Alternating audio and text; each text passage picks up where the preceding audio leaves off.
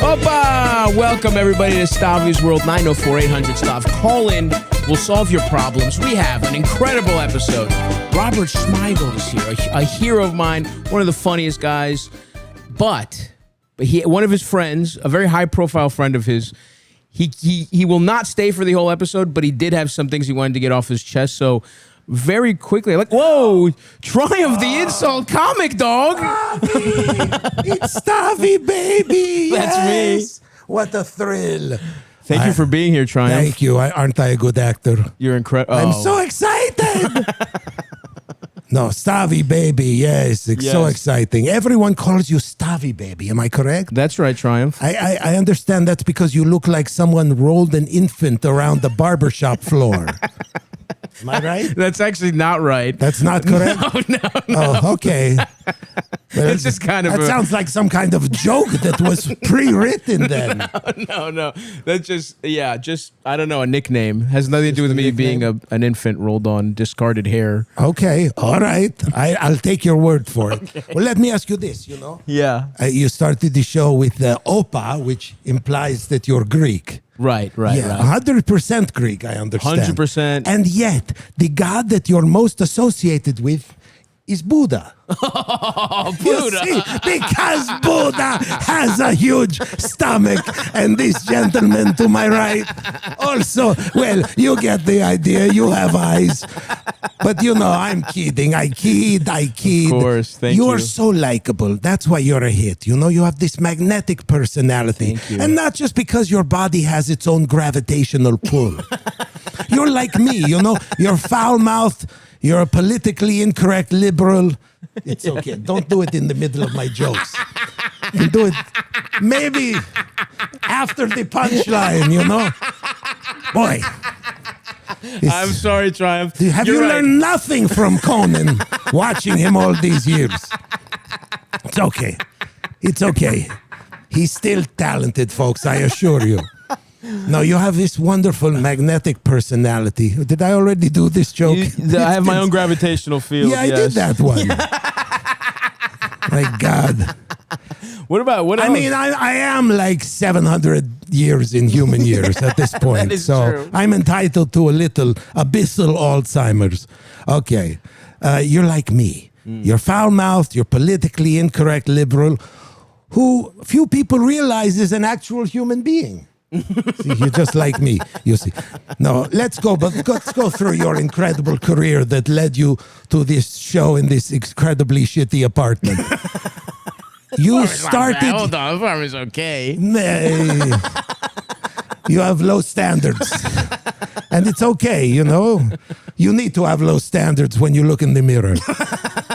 Okay, you became famous on Come Town, am I right? That's right. And I'm not referring to your beard. Come Town. Now, that was known as the flagship podcast of, quote-unquote, the dirtbag left. I suppose. Yes, sure. which is... Some people have called it that. Coincidentally, that's also what everyone says when you leave a room. The dirtbag left. No, but honestly, I'm a huge fan. Now this is a good time to put the cigar back in the mouth. Yes. There we go. Buddy. Now, honestly, I'm a huge fan. I mean, honestly, you are as funny as you are gross. No, that's not fair. That's not fair at all, because a gross is 144 pounds and you look much closer to 315, 320. Did you have a nice Easter? I did. Tell me, what colors did the kids paint you this year? See, now we're on pleasant subjects, the holidays. By the way, I know you're not Jewish, but you might want to, may I suggest celebrating Passover just to go a week without bread for once?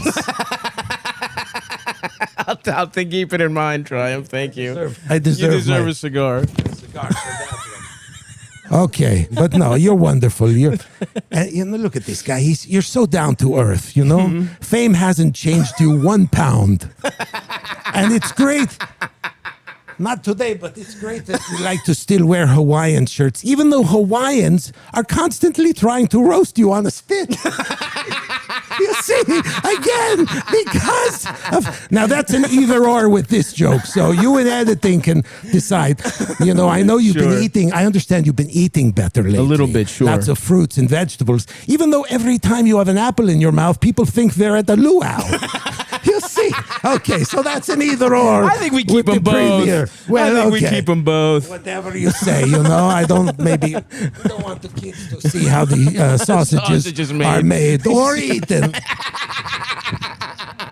No, you're wonderful. He's so much more than a fat podcaster. Honestly, I am really simplifying the complex sight that you have before you. For example, this is an actor. I loved you in Begonia. Oh, thank you. It's like you were born to play a child molesting cop. Well, I think there's a little more to it than that, but yeah, thank you. More to it than that with the aliens and all that. Right. No, you know what? By the way, I read you inspired another movie. I read that the writer Andy Weir got the idea for aliens eating the sun in Project Hail Mary after seeing you at the breakfast buffet. That kind of metaphorically inspired him. Yeah, not pretty much metaphorically. Somewhat beyond metaphorically. Oh, you think I could literally eat the sun, Triumph? Is that what you're accusing me of? Why are you putting yourself down like that? Dream big. Come on, Stavvy, you're doing great. He's in an Apatow movie and he's worried about eating the sun. You can do it. I understand he's in an Apatow. He's everywhere. You're also on tires because a regular couch can't support you. That's a thinker. That's a thinker. And people love your film, Let's Start a Cult. You know, that's where it all began. You shot that movie, I understand, for under $1 million. Yep. Despite a $900,000 craft service budget. Yes. No, it's about... the name of that movie should have been not Let's Start the Cult, Let's Finish Those Cold Cuts. No, but people love this man. People love you. Because even though you're still anti-woke, you lean heavily to the left. But then sometimes you also lean to the right. The point is you need to lean on something in order to stand up for more than a couple of minutes. I know you've been through a lot in your life. I don't want to joke. You know, not long ago, things looked much darker and you were kind of falling apart. And all the king's horses and all the king's men couldn't put you back together again. That's going to bump with the earlier egg joke. I think you've got it confused with Humpty Dumpty. Right. Well, I'm worried about the earlier egg joke. You know, again, it's going to step on it. Right. So that's, again, up to the editors. Sure. I don't know if you're familiar with the program Triumph. We don't do a lot of editing. Oh, my goodness. I forgot that. For you, we can, but... No. I respect your lack of professionalism. No, this is a great man. All kidding aside. What the fuck was that? Even trucks fart around this guy. They want to fit in. No, you're a wonderful man. And, you know, I want to say, you know, we can joke all we want, but this is at heart a very serious and selfless man. I mean, this man helped elect Mamdani, just so that he could give New Yorkers free rides on buses, even though he himself can't physically fit in one. And with that, I rest my case. Ooh. You know, if there's one thing that really drives me crazy, I feel like every status program I find these days, it's not aligned with the way people are actually spending. You know, airlines, my coffee place. It just doesn't, I'm not rewarded the way I should be. Q Cash App Green, ever heard of it? When you spend at least $500 a month with the Cash App card or Cash App Pay, you are in a green status, unlocking benefits like up to $200 of free overdraft coverage, higher borrow limits, and custom personalized cash back offers. I'm using Cash App left and right. I'm using Cash App Pay. I'm like those aforementioned places. I didn't like the customer service, their programs. I'm tapping. I'm using Cash App. Get a little burrito. Get a little coffee. You know, maybe their punch card system doesn't. I don't appreciate it, but I'm still using Cash App to enjoy their goods. Download Cash App today. For a limited time, new Cash App customers can earn $10 if they use the code Cash App 10 in their profile at sign up and send $5 to a friend within 14 days. Terms apply.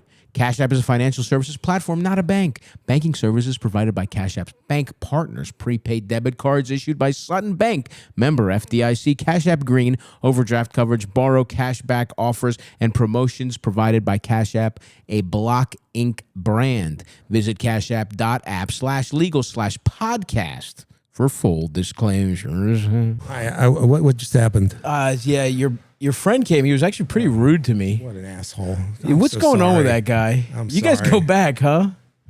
Wait, I gotta. You need a second. It's like, Jesus.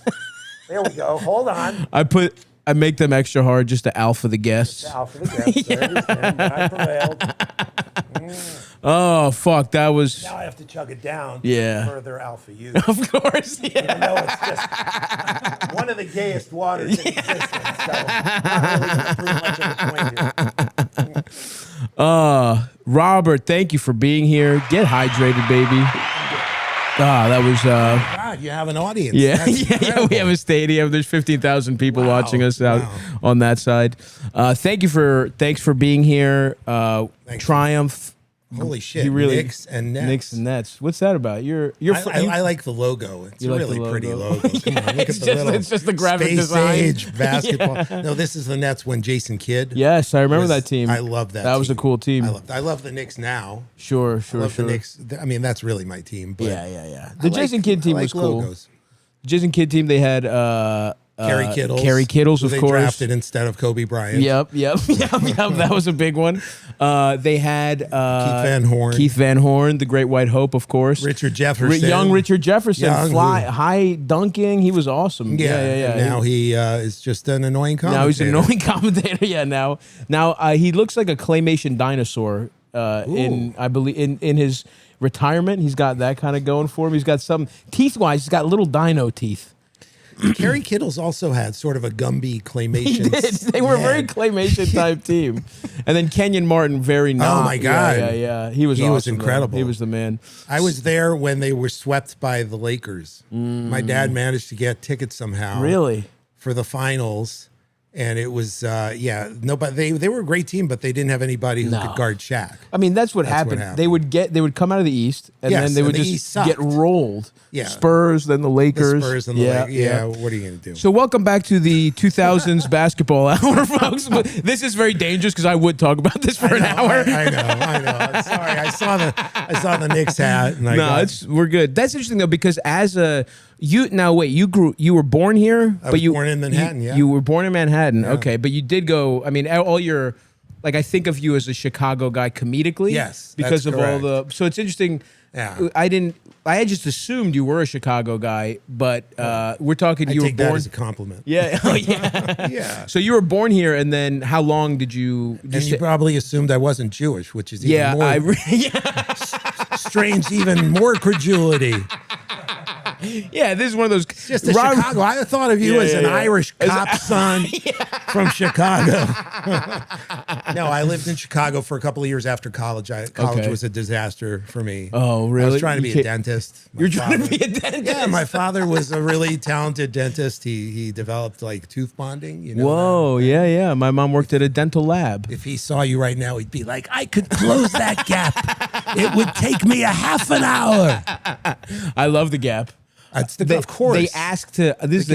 Don't ever close that. Thank you. So he invented too. So you were trying to be a dental nepo baby. I didn't think I could be in comedy. Who thinks they can actually succeed in this? You know. So you went fully. You finished college as like a dental student. It took me literally 5.5 years, and transferring.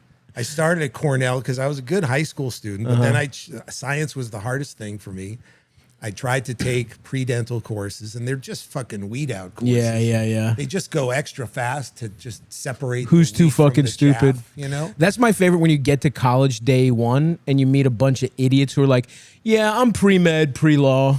You know what I mean? I got a Spanish minor. Like they think they're gonna be like the first ever doctor, dentist, lawyer combo, and then they fail out of biology 101. You know, instantly. Yeah, no, I didn't have anywhere near that confidence. I was just like, I better do this because what else am I gonna do? I had no ambition to do anything but be funny. So you just assumed, all right, my dad's a fucking dentist. Yeah, I'll just be a guy who laughs, who makes, gets fucked up and roasts my friends. Yeah. And be sad picking at people's teeth. Being in a sad existence. Well, tooth bonding, like that side of dentistry is more fun than drilling cavities. Oh, and shit. okay. Interesting. Because people were really grateful. Like, hey, you closed the gap. Yeah. Thanks, I like it. So you wanted to be a niche dentist.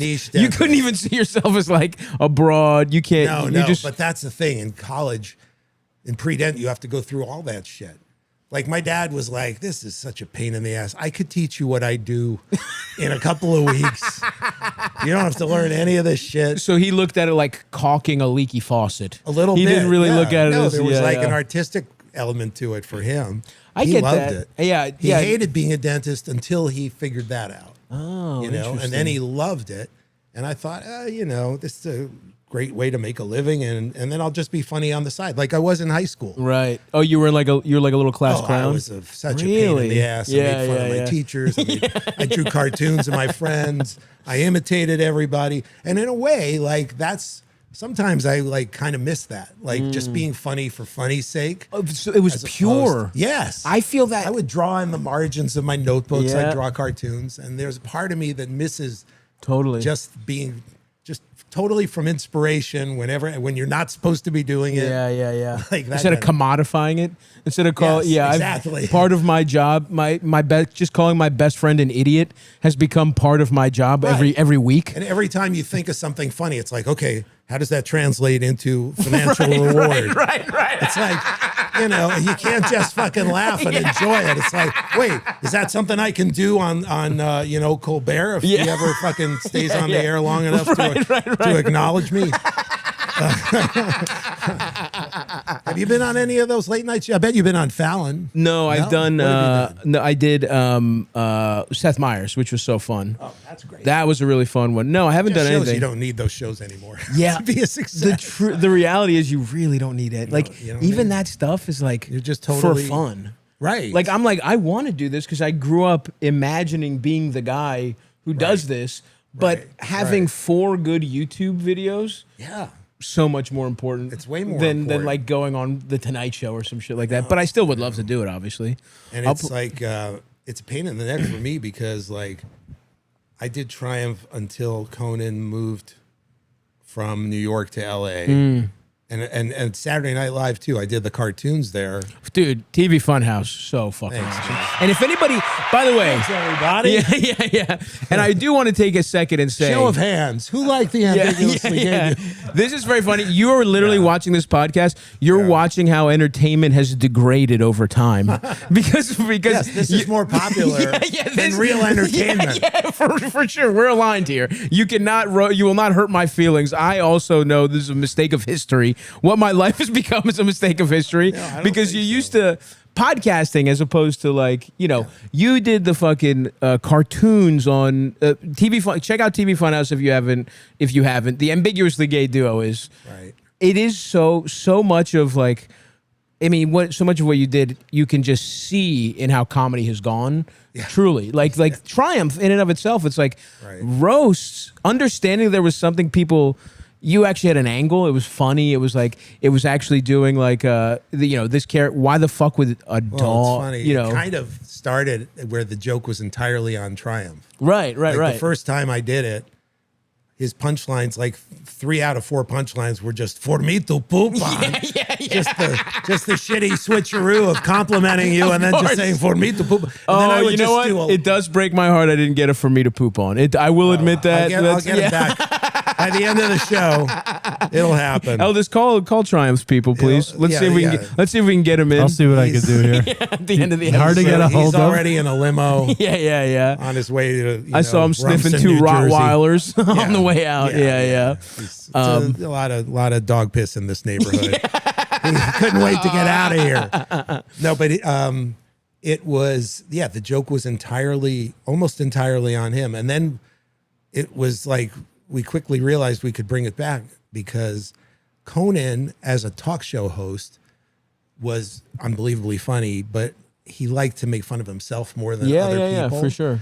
But we would have not shitty. I don't want to put these people down, but I will do it. Shitty. You were on the late. You were the 12:30. The second guest 12:30. No, the first guest. The first guest. Yeah. And we would have people like John Tesh on, right. who was like, the audience is dying for Conan to make fun of him in some way, or William Shatner, or Pauly Shore. Oh yeah, we would have people like that. David Hasselhoff. Yes, of course. And Triumph became this cathartic outlet for the audience. Yeah. Like he would interview David Hasselhoff and then he'd say, we've got a very talented, you met him at the Westminster Dog Show and here he is once again.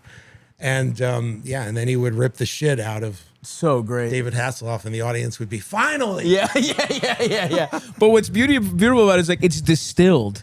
It's like you get a nice shot of exactly what you wanted. Yes. Bang, bang, bang, machine gun jokes. It was awesome. I mean, I loved it. And it is, so much of it is like, so much is roast. What does well is like, sort of like roast humor or, really good character based. I mean, the Bears guys. I realize I've been ripping you off by doing a Baltimore version of. Somebody told me that. Yeah. You know who told me that? And it didn't bother me, but he said, I don't know if you know this guy. He's the president of the Minnesota Timberwolves. Yes. He's Tim my Connolly? Guy. I loved him. He loves you. He was the first he's from guy. Baltimore. Yeah. Oh, that's right. Yeah. And he turned me on to you. He turned me on to you. He said, you gotta check this guy out. He's hilarious. And, but yeah. I just want to say thank you because I'm realizing how much of your shit I've completely ripped off. The ambiguously gay duo is essentially Cumtown. I mean that is, the jokes are like, we're gay or are we? You know what I mean? We got paid a lot more than you did off of that probably. You know what I mean? Good for you. Of that concept, you know what I mean?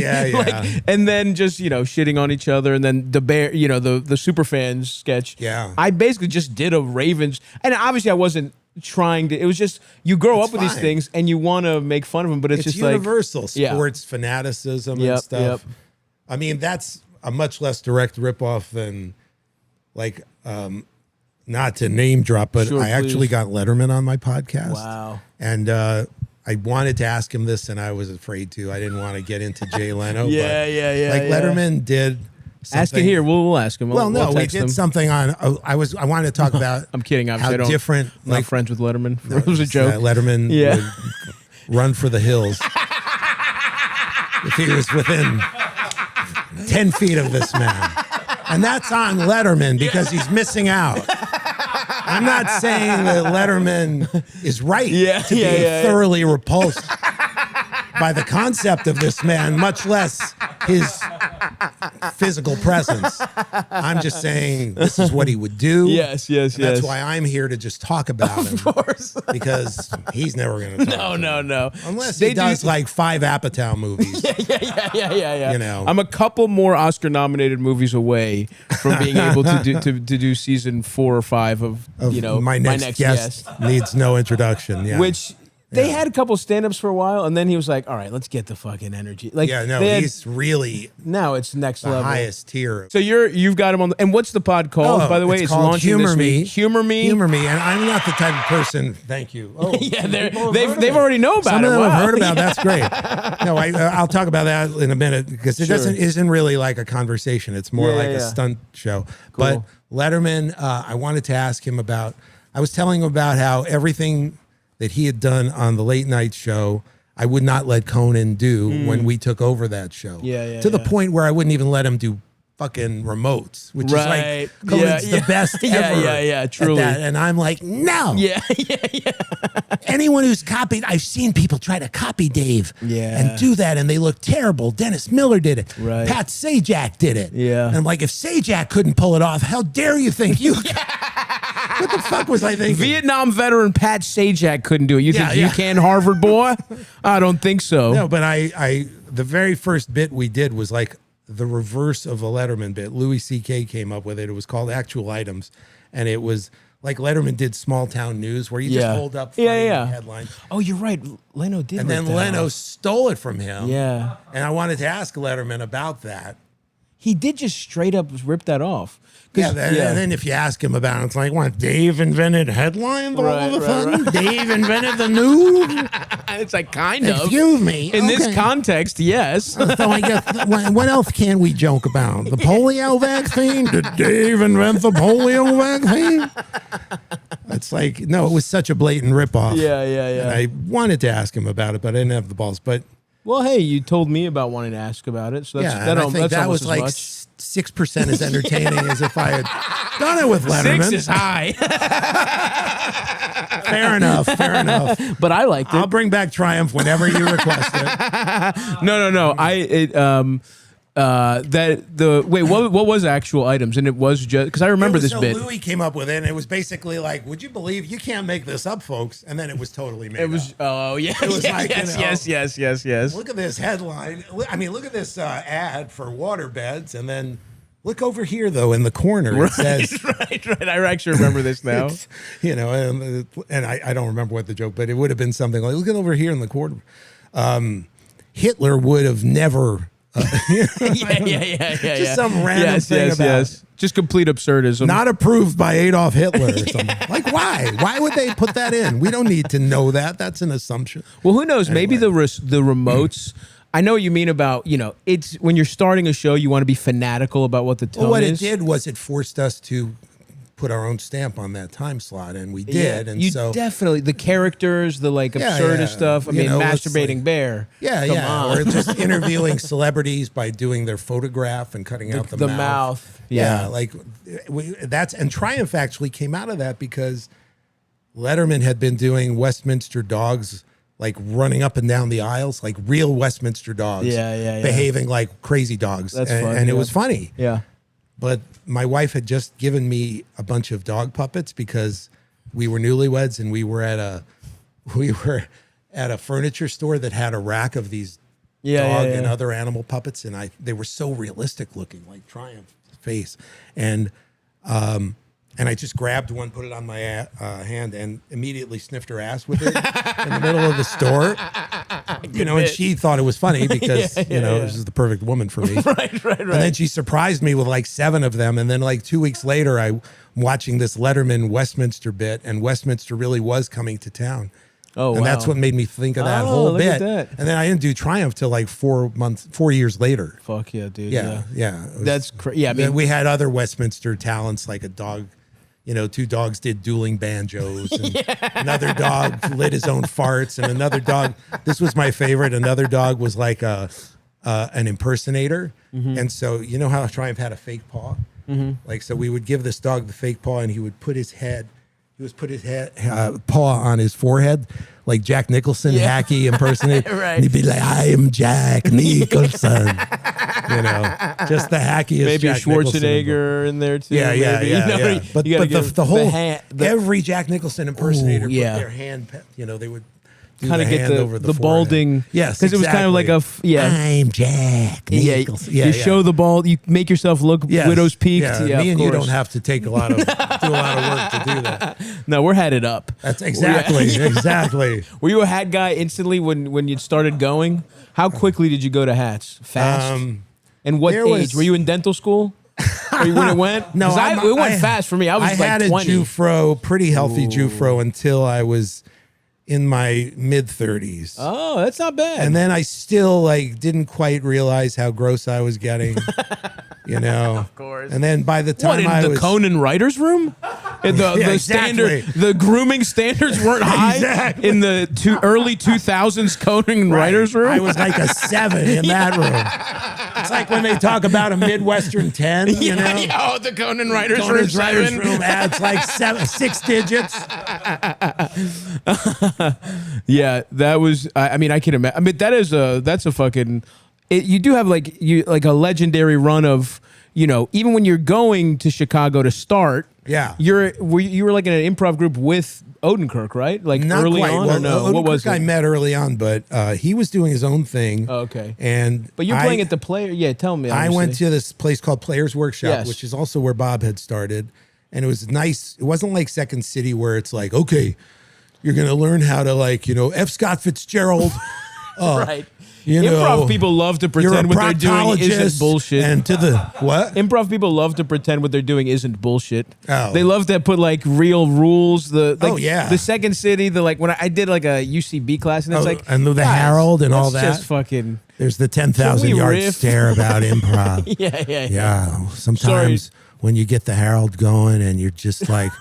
You're just it's out of body, man. It's like, no, I could never do that. I could never improv like that. And I also felt I would watch it, even the corny stuff, like where it's a game, like, okay, you're in a proctologist's office and it's 1929 and F. Scott Fitz, you're right. It's a Shakespeare theme. Yes. Whatever, those kind of games. And that's the shit they were doing at Second City. That was the early shit. Okay. And then they got into the more sophisticated stuff. You're talking the Del Close stuff.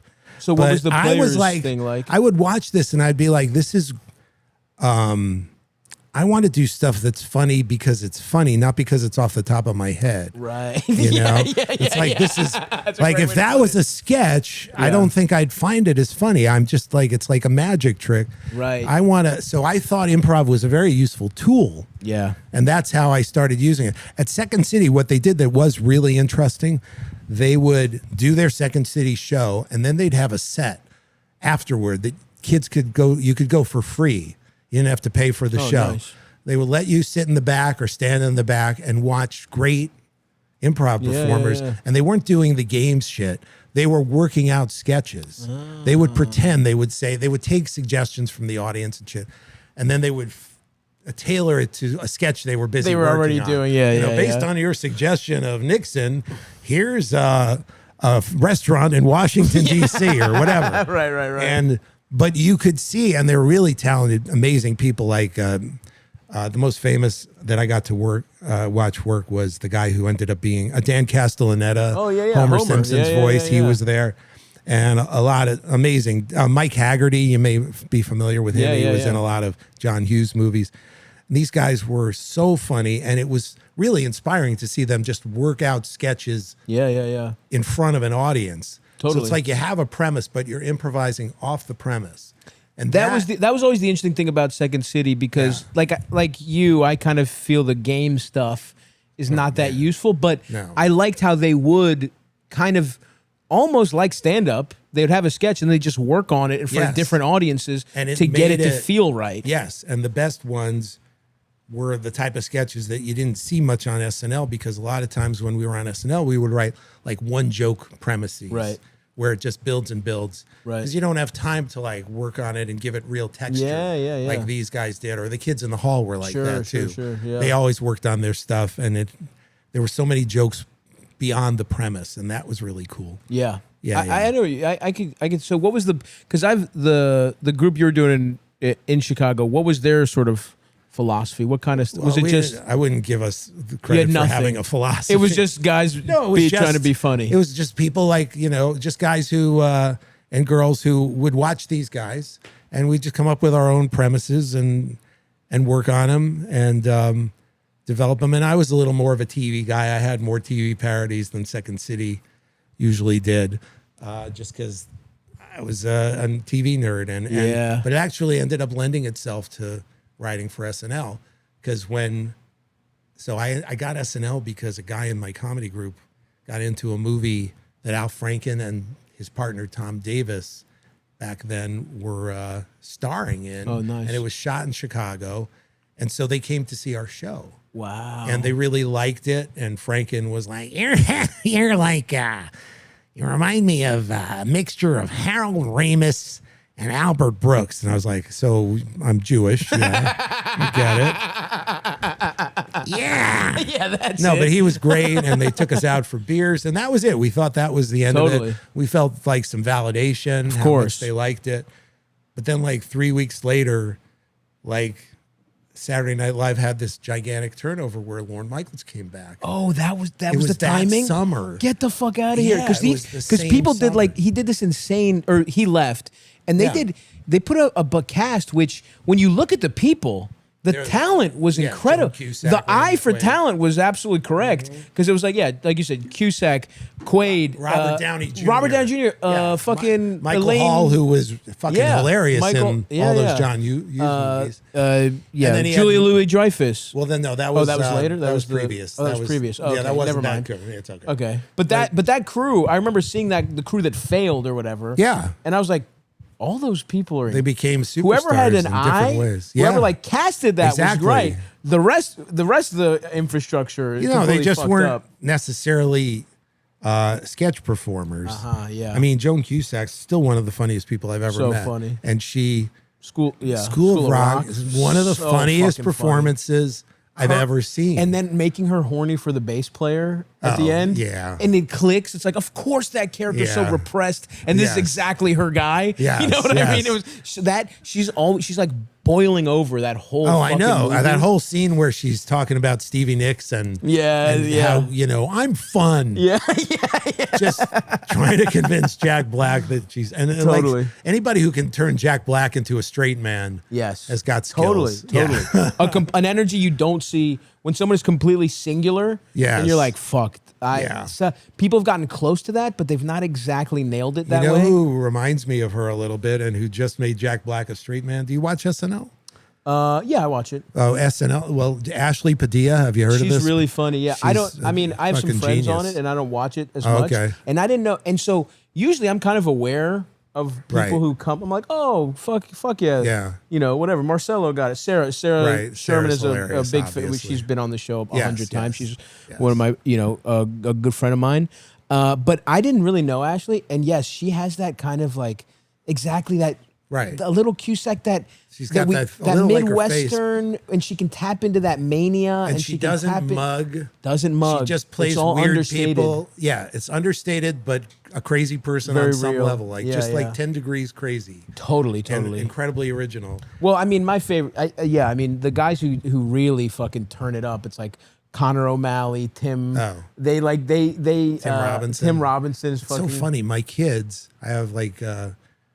They were like 12 years old when that show came on the air, and they never had any interest in SNL. Like I would occasionally, they knew what I did, and they wanted to see some of the stuff I did, but they never wanted to watch the show. Yeah. But Tim Robinson's show, they watched every episode, every season. They fucking loved it. That's fascinating. Yeah, they got because it was more human comedy. Yeah. That just connected with them. There is like a base, sort of like primal element to like Tim Robinson and Connor too, where it's like some of it is guttural screaming. Right. It's just like literal guttural, and they found the context to make it work. Yeah. But yes, Ashley, I don't know her, but she's so fucking funny, and they have some good. There's some talent. Funny people on there. It seems like a nightmare job though.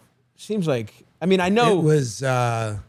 Scary as hell. So especially my first year, especially because now. So the context of you coming on the show is they had this huge turnover. It was. I would never have gotten hired if they had. Wow! Holy shit! Because I was like, they turned the entire staff over. And this is what was the year? 1985. Okay, years ago. Hell yeah! And they turned the entire staff over. And then I actually back then the Writers Guild would let you hire people at below scale. No, seriously. The fucking our own fucking guild. The union. No, it was a good thing. Oh, it was a good thing. Okay. Being on the production side as I was later in life, like I got to be. It's like you have a budget. Yeah. And there's nothing you can do. This is your writing budget. And what they were trying to do. The huge conglomerate that gives you the budget could give you a little more money. They could. Yeah. I know what you mean. Yeah. Sure. Back then I was like, what the fuck's with NBC? And then I realized, no, this is the budget Lorne has, and he's making the decisions because he's got to with the money he has. But me and two guys from Kids in the Hall, Bruce McCullough and Mark McKinney, were all paid like 2/3 of scale. Yeah. And it's like, otherwise one of us wouldn't have made it. Yeah. You know? If you give that person the option, all three of you are saying, fucking pay me nothing. Yeah. Of course. It's not like they were going to do it in perpetuity. Right. It didn't happen my second year, but I wouldn't have gotten one of us wouldn't have gotten the opportunity. Yeah. You know, and I think there's a logic to that. If people are just starting out. Yeah. You know. For sure. As long as you can't do it. But you said the key word. perpetuity. Because what'll happen now is they'll be like, oh, well, I mean, we signed you onto that. And then year 3, they'd be like, so you're good with that number minus 5%? Yeah, right. You know what I mean? Like, well, now they just like bring a young writer in. Yeah. Okay, so we're going to scan your brain. Yeah. You know? We're gonna scan your brain. We're going to pay you scale to scan your brain. And every time you think, we get a little notification. Every time you think from here on in, even after you've left the show, we own it. And that's okay, you know. Oh, yeah. We have a year option. We have a year option on all your I'm thoughts. down. I'm down. And my name's on the show. Yeah, for a week. Yeah. Yeah, but you can always say, you know, you've got that screen cap. That's right. We'll get you a keychain. We'll get you a picture on the stage. That's all you need. Yeah, and, you know, in your obituary 70 years from now, you know, so-and-so, former SNL writer, died penniless. Obviously, there's no pension. I mean, you know that. No, of course not. But that must, I mean, so this is so, I mean, it's nerve-wracking to get that show as an accomplished comedy performer, writer, whatever. Yeah. But you're talking about, you're fucking 4 years out of fucking. Not only that, but I was like, I grew up with that show, and I think I was really the first fanboy. Like SNL fanboy. Who 85, sure. Yeah, so when I was a teenager, we would stop our high school parties to watch Saturday Night Live. You know, and I just remember like... Must have been a lot of pussy getting got at those parties. Oh, believe me. You're like, what's pussy? What's pussy? Andy Kaufman's on. Are you... What? You want me to care about a vagina? Look at him. He's the foreign man. He's so funny. He's fucking got his hair combed weird. Yeah, you want me to think about tits? He's talking with a funny in a high-pitched voice. Yeah, no. That's all I needed at that age. I mean, I went to like the nerdiest school too, like just mostly Jewish kids on the Upper West Side. Yeah. But yeah, every party would be stopped. Yeah. For SNL. So when I got there, so you were fucking. Not only was I like nerdy about Lorne Michaels and writers, I fucking knew people on the credits. Like, you know, there's like this woman, Audrey Dickman, that I would always see every week. And I'm like, yes, I know you. You're the production coordinator. And like a fucking set designer, because there'd be like Rolling Stone articles that I would memorize. And it's like, yes, Akira Yoshimura, you do the sets, but you were also spectacular as Sulu in Michael O'Donoghue's legendary Star Trek NBC sketch. So are you happy that you weren't born... You're lucky you weren't born with the internet, because you might just be a Reddit guy that never leaves his house. You might be running the SNL message board instead of actually being on the show. It's a miracle that I got hired, because I know a lot of funny people. A lot of funny people that never did anything. Yeah, totally. And so I never take it for granted, you know. And I guess I just. The only person that, and I was so in awe of the place that I wouldn't, like a lot of people get there and they're like, I'm going to get you in, I'm going to get you in. Yeah. I couldn't do that, even with for people that I love. Yeah. The only person that I ever recommended was Bob Odenkirk. Yeah. I got him in because he was the funniest person in Chicago. We all agreed. Totally. That he was just mind-bogglingly ahead of everybody, in my opinion. I had a better career at SNL than he did, but he was a fully formed comedian. Totally. You know, I was like you say, I was out of dental school just figuring it out. Happy to be not there. Dental school, out of pre-dental. Yeah. And, couldn't even get the dental. Yeah, I was just trying to figure out how to write comedy, and Bob was just way more advanced. And that's probably why he didn't succeed at SNL more, because he didn't care. I could see that. When you have your own voice. He wasn't in awe of the place. Of course. And like I was. He's just trying to score. He's trying to put up some and he buckets. inspired me in a way, because I think I got more free with my comedy writing. And I was more confident having been there a couple of years, and I had a lot of success. But I started writing sillier stuff because I saw Bob, and then Conan got on the show, and he also. He really wanted to succeed, but he inherently had less. He was less in awe of the place as well. You know, he was like more of a Monty Python guy or SCTV guy. Oh, wow. He loved SCTV. Wow. But I was like a kid from Manhattan, and to us, Saturday Night Live being the coolest show on TV and being a New York show, it just meant everything to me. Johnny Carson had left the Tonight Right, Show right. to move. I'm getting really nerdy for you are, and I love people it. who are I love like it. weren't didn't. If you didn't serve in the Vietnam War, I apologize for all the references. But there was no marquee show in New York anymore, is what you're saying. No. That it was like SNL was all we had. And New York was like a shithole. Right. Like I loved it. Totally. Like my favorite movies are The Wizard of Oz and Taxi Driver. Yeah. Taxi Driver. Similar themes. Yeah, somehow. Yeah. But I just love the way New York was shot. It was so grimy but real. Yeah. You know? And so I thought I was the coolest kid living there. Totally, dude. But I really, when SNL like had that opening montage celebrating New York City, it just meant everything to me. Totally. I mean, I get that. Growing up, I was a comedy nerd. Yeah, To sure. me, New York, the first times I visit, it feels like fake. You're like, I'm really here. I'm at the famed comic strip. You know what I mean? Like I got barked into I get barked when I'm 14. I got barked into a 5 p.m. at the comic strip, and I'm like, wow. I didn't know they had 5 p.m.s. At that era, they did. And what year is this? The 90s? Late 90s or something? This is or 2000s. Later. Yeah. This is probably 2000. Who went at 5 o'clock? Moron children who don't understand Younger New York. morons. Yeah. Or it was like me and like, it's exactly what you think. Right. Getting barked into it. It was probably a 6 p.m. at the comic strip. It was me and 5 people, and and it's one of those things where you've done a horrible show where you're like, who are these fucking idiot tourists? Right. They barked into this. I give you credit, man, for having the resilience to stick with it, because I couldn't. I tried stand up. Really? What changed my life really when I was a struggling pre-dental idiot. I had already transferred to NYU. I didn't live on campus because my parents lived in Manhattan, and back then NYU hadn't bought the entire village. And NYU was a piece of shit back then, right? No disrespect. That's how I got in. Yeah. No, I mean it was not what it is now. It's just very funny because you read about NYU, and it's this. You see a marked shift where it's like a lot of your heroes went when it sucked, and then there's like Sandler, and then like for me when I moved here, the kids that went to NYU were like some of the most high achieving. Yes. It was like it's much harder to it get was into basically now. It was almost like entertainment industry Ivy League, basically, because it's like that and maybe USC or whatever. I don't know, film schools. That's a great school. But like NYU, like now it's fucking those kids go in there. And I mean, like even the kids from like on SNL right now, they're like, please don't destroy kids. Oh, they were NYU, and they had a bunch of fucking there were so many people that came out of there. Oh, and there's so much more then, comedy going on now. Like there's like many improv groups that are happening in the school. Yeah. But yeah, so I just wanted to, because the NYU we know now, it's like New York in the fucking 70s, 80s was not, No, it was so you're living at home. I'm living at home because they wouldn't let me live in a dorm. So I don't know.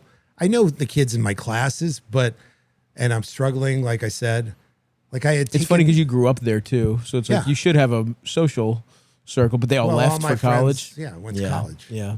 So I find out they're throwing a stand-up contest. Oh, nice. And I'm like, and I'd always seen, should I ever try stand up on a Monday night at Catch or a comic strip? And I was like, what if somebody I know sees me? At NYU, I was like, no one's going to know me if I eat it. It took being so socially depleted that bombing could have no negative impact. So I wrote an act. Yeah. I just wrote an act over like a week, and I just did it. And I tied. I was like one of 3 winners. Yeah. And where was this? Where changed my whole life. It was at the student center. Cool. So in a big room, and they, Wow, that was the first time you ever did anything comedic? I never performed. I've been funny in front of my kids. I mean, my friends, and I was like in the lead in the school play or that kind of stuff. You did some school play. Yeah. I was in summer camp. Jewish summer camp. I would do funny things, but never in front of strangers. Right. Never made strangers laugh in my life. And that made you think like, all right, I can fucking do this. I was like, what the fuck? Yeah. It's possible. And then it never left my brain after that. Maybe I could do something, and then it was really, I still finished pre-dental because I was like, now it was like damage control. Of course. What am I going to get out of college? Of course. So I still finished it. But so I that contest led to another college, like the winners, we got to compete against other colleges at the comic strip. Oh, sick. Like at a normal hour. Yeah. And I did a similar act, but I modified it. I had a lot of NYU humor in the first, like, this is my campus? Yeah. Try showing your ID at the, Webster Hall and getting it. Whatever, those kind of jokes. Of course. But I also, so then I went to the comic strip and I added this bit about Reagan trying to keep his dick down while fucking Nancy. Good stuff. And it was like, and he's like fucking her, and he's like, instead of a baseball or whatever, he's like, social programs. Children eating vegetables. Giving the poor a fair shake. Yeah, all that kind of shit. Treating AIDS. Yeah, exactly. It was all that kind of stuff. Yeah. So that was my closer, and it murdered. And as it should have. And then I can't remember what ended up making him come spontaneously. Yeah. He slipped into something that I don't know if it led to Jodie Foster or something. Or, I don't know. And then, but then, so I won that contest. Wow. And then I got a spot. Wow. At the comic strip. Yeah. And then I did the spot, and they gave me a 9:30 spot on a Thursday.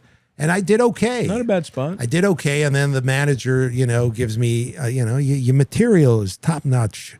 You just got to get used to hey, folks, how you doing? Yeah. Be a regular person, And I'm like, okay, regular person. Anyway. Little did that guy know who was about to take over stand-up comedy.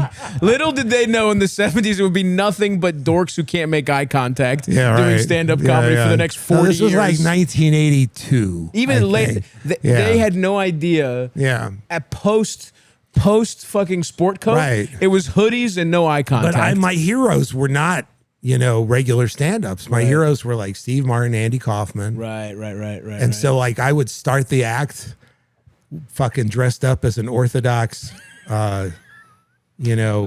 synagogue patron. I literally went to Coney Island. I went to Coney Island because you couldn't get cotton candy anywhere else back then. Now you can order it on Amazon. Back then, I took a fucking subway all the way to Coney Island. Wow. And got tons of cotton candy and went on stage with a fucking cotton candy beard. Incredible. And I just did this Andy Kaufman thing to start the show where I just be like the old men in my synagogue. You just pull out a prayer book and didn't give a fuck about the audience. Just started turning pages. Yeah. With his finger. And then I would do it as long as I could until they started laughing. And then I would keep going until they started to stop laughing. And then I started eating a piece of my beard. And then I would get laughs.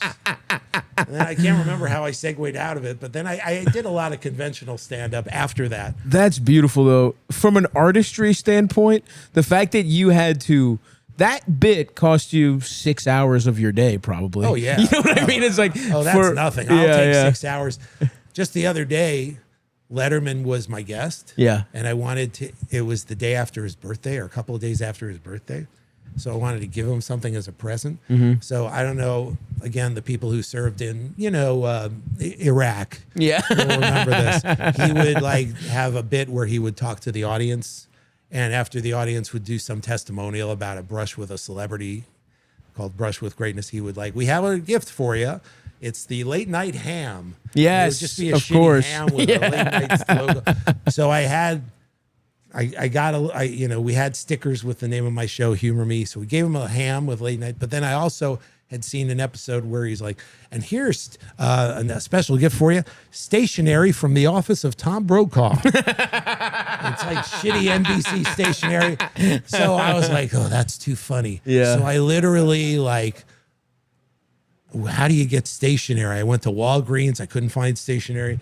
I just wanted plain fucking stationery. I finally went to that store, Michael's, the art supplies. The art store, sure. And I got a box of plain stationery with just and envelopes.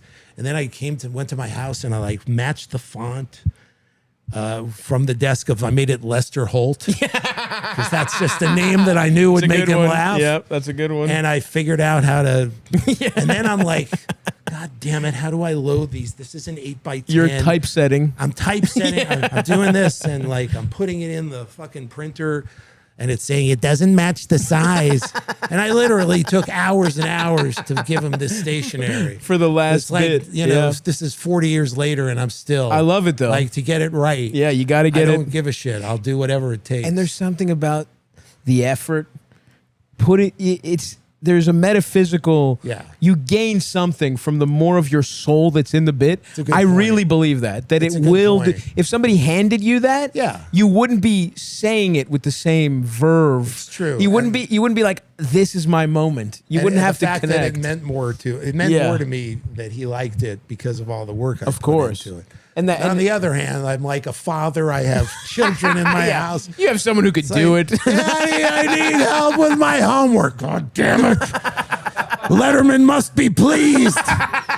I need to see a wry smile or you're fucking dead. You hear me, kid? If Letterman doesn't give me a wry smile, you're sleeping on the fucking streets. I'm sorry you got a C+, but wait till I show you a copy of Letterman's wry smile. You put that on the fridge. You take down your kid's A+. You put a fucking Letterman smiling at your Lester Holt. Cover the C+ with a smile. This episode of Stavvy's World is sponsored by Twisted Tea. Ooh, when it comes to day drinking, Twisted Tea, the king of hard teas, is a no-brainer. Nothing like letting your hair down, putting on a pair of shorts, a tank, letting the sun tickle your skin, and you're slurping down some Twisted Teas. They're smooth as hell, taste good, made with real brewed tea. It's refreshing, and before you know it, you're having a great time wondering how life got this good. That's because when Twisted Tea's around, any get-together becomes a party. Twisted Tea in your friend's basement? Great. In the backyard while grilling with your best mates? Even better. Plus, at 5% alcohol, it has enough kick to make things the perfect level of fun. That sweet balance between wild and tame that you love. I know you love that perfect balance between wild and tame. Why not crack a can and see where the day takes you? Spoiler, it's usually somewhere pretty freaking excellente. Crack open a can of Twisted Tea. Remember, keep it twisted. Must be 21 plus. Please drink responsibly. Was there a moment, you talk about how intimidating and stuff as getting at SNL. What's the moment, not the first thing you got on, but what's the first thing that you were like, this is me? You know what I mean? Where you're like, I'm in my element. I mean, tell me the first thing you got on that I'm sure you're pleased with that too. But I mean, like, was there a moment where you're like, oh yeah, this is the type of shit I finally cracked doing my thing? Because you know what? I don't know if I ever had a thing. I think one of the reasons I was successful there was because I was versatile in terms of like what made me laugh. Yeah. You know, like I've done everything from incredibly broad comedy with Triumph to really subtle stuff in some of the movies I've written for. It was really hard to get subtle stuff on SNL though. Yeah, I could see that. Like there's a sketch, I would say the sketch that was the most me that I submitted didn't get on. Mm-hmm. And it was like something that Jim Downey loved. Huge fan. He's the man. One of the great writers in the history of the show. And he was the head writer that first year and for a number of years after that. And the Billy Madison speech he gives. Oh yeah. When we were kids, I mean, I probably still, if you gave me like 8 minutes, could come up with it from memory. I had no idea. Like that's what that style of humor just pervade. It was so fun to see. Totally this, like, written absurdism. By him. But anyway, so he's a performer. Like he wasn't even a performer, but he has like 3 popular memes. Yeah. And that one and the Jeffrey Epstein thing. The Jeffrey Epstein thing went crazy. It's fucking insane. Yeah. He's so fucking funny. Yeah, but I submitted this sketch called "It's a Wild, Wild, Wild, Wild Kingdom," and the joke was that it was there were a lot of hidden camera shows. You know, the original was called Candid Camera, but there were other ones, practical jokes on people. And so I wanted to do a show where they played practical jokes on animals. And so it was called It's a Wild, Wild Kingdom, Wild, Wild, Wild, Wild Kingdom. And it was jokes like, you know, we would have a goat. We would shoot a goat from a surveillance kind of camera, and it would be next to a mailbox, and that was like an old staple of like these shows. Yes. Like, get a load of the goat's reaction to the moving mailbox. Yeah. What's going on with that mailbox? Yeah, Look at the goat's face. And it would just build to like, we told this turtle that it was going to meet Burt Reynolds. Watch his face when he realizes that it's a Burt Reynolds impersonator. And then it's just a snap zoom on a turtle. So fucking funny. And Downey loved this pit so much that I submitted it like twice. And Lorne Michaels was like, what the fuck is you doing? And Lorne Michaels said something really profound like my second week there. He said, if you make the cast look good, you'll look good. Because he was already worried about that cast. Right, like somebody's got to help Anthony Michael Hall. Right. But it was really smart advice. Yeah. To be in SNL, right? Because SNL really is about letting the performers shine. Yeah. And that's how, I figured out how to work there for the most part. Like I said, like the first few years, it was really just trying to come up with the smartest ways to do stuff that'll make the performers look good. Yeah. Well, they put you on camera a little bit too, though. You got to be on there, Yeah, That's, actually, nice. the very first week, I was a backup singer to Madonna.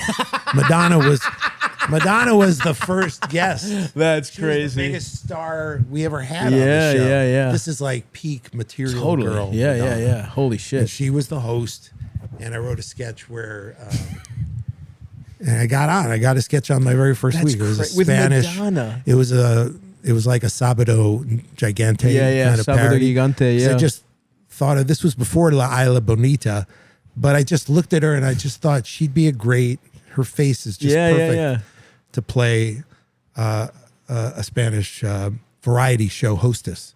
So I wrote this sketch with the two Canadian guys, the Kids in the Hall guys. Yeah, wow. And I wrote a mashup. The beginning of it was a mashup of Take On Me, the Aha song, and La Bamba. And somehow I created this mashup where she did it with a Spanish beat. And Damon Wayans, John Lovitz, and they needed a third backup singer, so it was me. It was just so fucking surreal fucking that crazy. I'm just living in a cot Yeah. in Chicago Literally weeks 2 earlier. weeks before. Yeah, I shared an apartment with two other guys, and we'd alternate. One of us has to live in the living room and sleep there, on a couch. Of course, wow. And then like 3 weeks later, whatever, I'm Madonna's backup singer. That's fucking Yeah, wild, man. yeah. Well, what about Conan? Was there like a thing? I mean, at that point, you already were so locked in with Conan. When we started like the that actual show? shows, the actual bits. Was there like?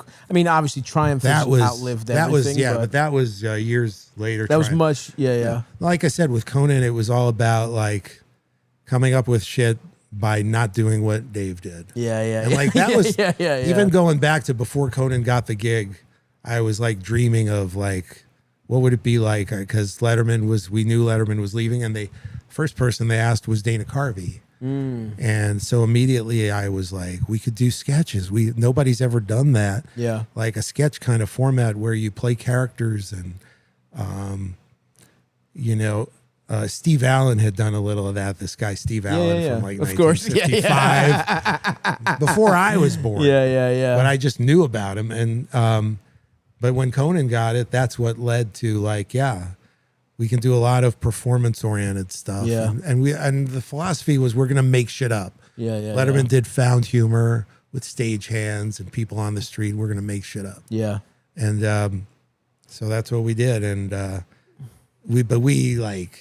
had so much confidence back then. Yeah. Because I was coming off like 8 years of SNL. Totally. Banger sketch after and banger I was sketch. really cocky. And, it was a little stressful because Lorne was the brilliant mind who realized that Conan might be able to do this. Yeah. But that's Conan a and great pull, yeah. Especially when you see the first year of doughy ass Conan. You know what I mean? Oh, He kind of looks kind of chubby too. He looks like a little kid. Yeah. And it's just how his face is. He's obviously not a fat guy ever, but he just looks young. Yeah, and he's young so and nervous. Scared. Yeah, and he's setting up nervous. bits for like 10 minutes. Yeah. So we thought what would be the best thing to do, Yeah. And no, he was scared, and But before the show started, he was just this guy who made us all laugh in the office, and I was like, he's gonna be so fucking big from the start between these bits that we're coming up with and him. And Lauren would say, "Does anybody? Do you think? What if he doesn't? Yeah, we got it. We really were like that. It was really? Does he have to? This is my time, man. Because it was like." For us, it was like, this is going to be our playground where we can do all the silliest shit that we wouldn't dream of doing on Saturday Night Live. You know? And you got to fucking do it. No. And now you're in the mud. You're in here in the podcast space, and you got your own podcast. Tell people about it. Oh, yeah. Because you're here in the slop with the piggies now. No, I know. You used to be TV, film, legendary bit after legendary bit. Of course, let's not forget your star turn as the chemistry teacher in Billy Madison. I just talked about Downey's performance. I got to be in a lot of Sandler's, more like Borophyll. Got to be in a lot of Sandler movies. And it was fun. The guy who got thrown through the door in Happy Gilmore. Of course, yeah. And The Wedding Singer. A lot of people only know me from these 5 30-second cameos. It really is the iceberg thing where it's like people might know you from this camera. You're like, oh, that's a guy who I guess that's a struggling actor who could only book these things. Exactly. And then they see you have the fucking largest comedy writing career of all time. It's like the iceberg peaks this much. The most fun acting I ever had was doing Curb. I got to do Curb, and I got to play this foul-mouthed baseball. I was a mechanic who sponsored his softball team, and Larry Charles, the director, was like, brought me on as like, I want you to do a pregame speech. And I was like, can I be dirty? And he's like, please. Yeah. And that was the best. That's fucking awesome. But in terms of what was I thinking about here? Pod? Oh yeah, what's going on with the pod? Yeah, so where can people find it? I'm like in my 60s, and I'm clearly past my prime now. I don't know. You're getting. So I was like, time to do a podcast. I mean, that's what so many people I admire. Some of my colleagues, right?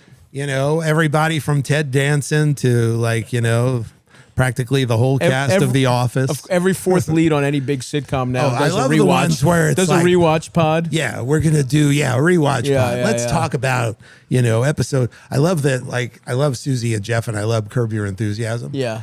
It's one of my favorite shows ever. One of the best shows of all time. So I was excited. Oh, Susie and Jeff are doing one. So when they get to season 11, I'll get to be on.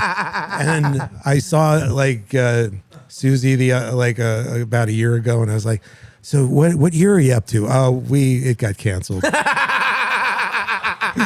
We made it to season 3.5. Yeah, the secret is they have to be sort of famous, but not famous enough that it gets in the way of stuff. Or people just don't want recaps that badly. Well, I think the one that really did it was the Sopranos recap. Oh. And that was Imperioli and Sharippa. But Imperial, and it was during the pandemic. Yeah. And I think the Sopranos is so good. Yeah. And Imperial, and those two guys have such a, Sharippa's just the man. He's just like classic. Yeah.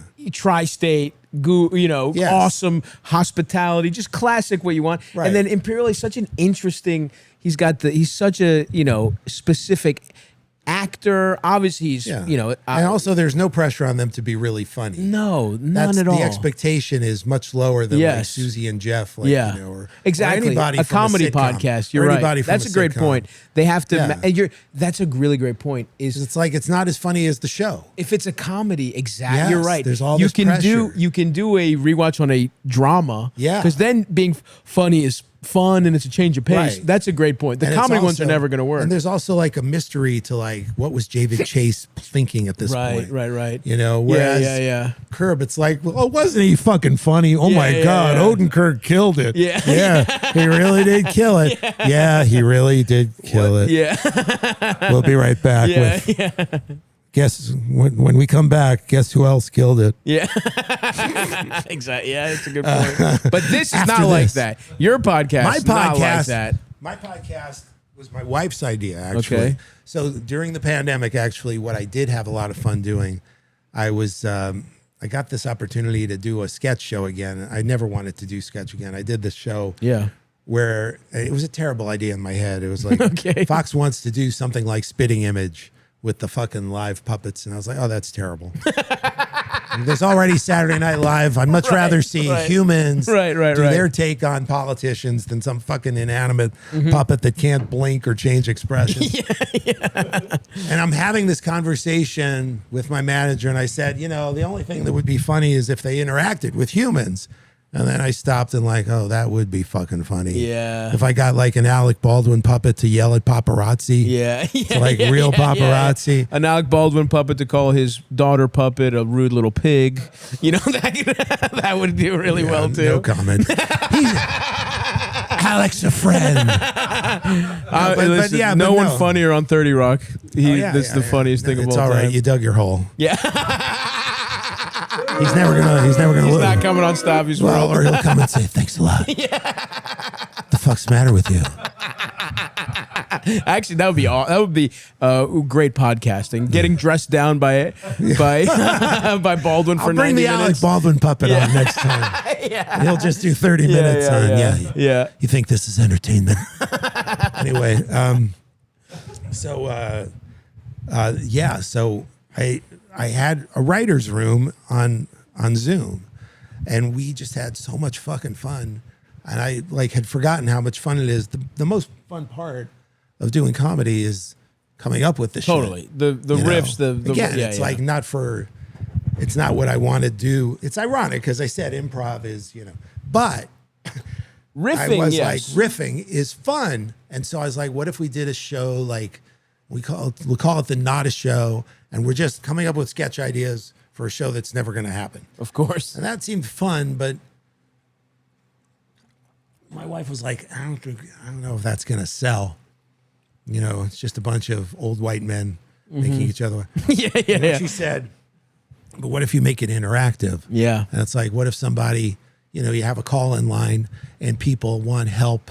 Like somebody's got to make a speech at a wedding, or somebody's got a job interview and they want to come off funny, or somebody wants to write somebody a fan letter and wants to impress that person. And then you and your comedy friends will punch up, or come up with ideas. And like that really is a lot of fun. Yeah. Not only because even if we come up with bad ideas that are funny because they're inappropriate somehow. Yeah.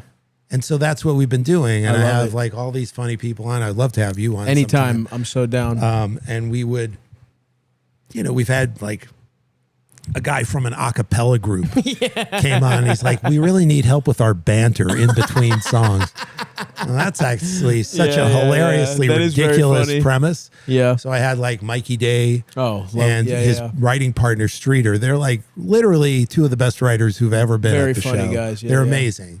And we just had a great time talking to this a cappella guy. But then they did a show and we had people like bring cameras. Oh, wow. And we saw what they incorporated that we used. So we have like an epilogue. So we also have an epilogue to find out if any of our advice took. Yeah, I love that. It's This American Life kind of does the callback episodes. Shit. Yes. So yeah, where are they now? Great. What happened? We have epilogues, and we bring the person back, and they tell us how they did, and if it's an audio thing, or if it's video, we show clips. I love that. That's great.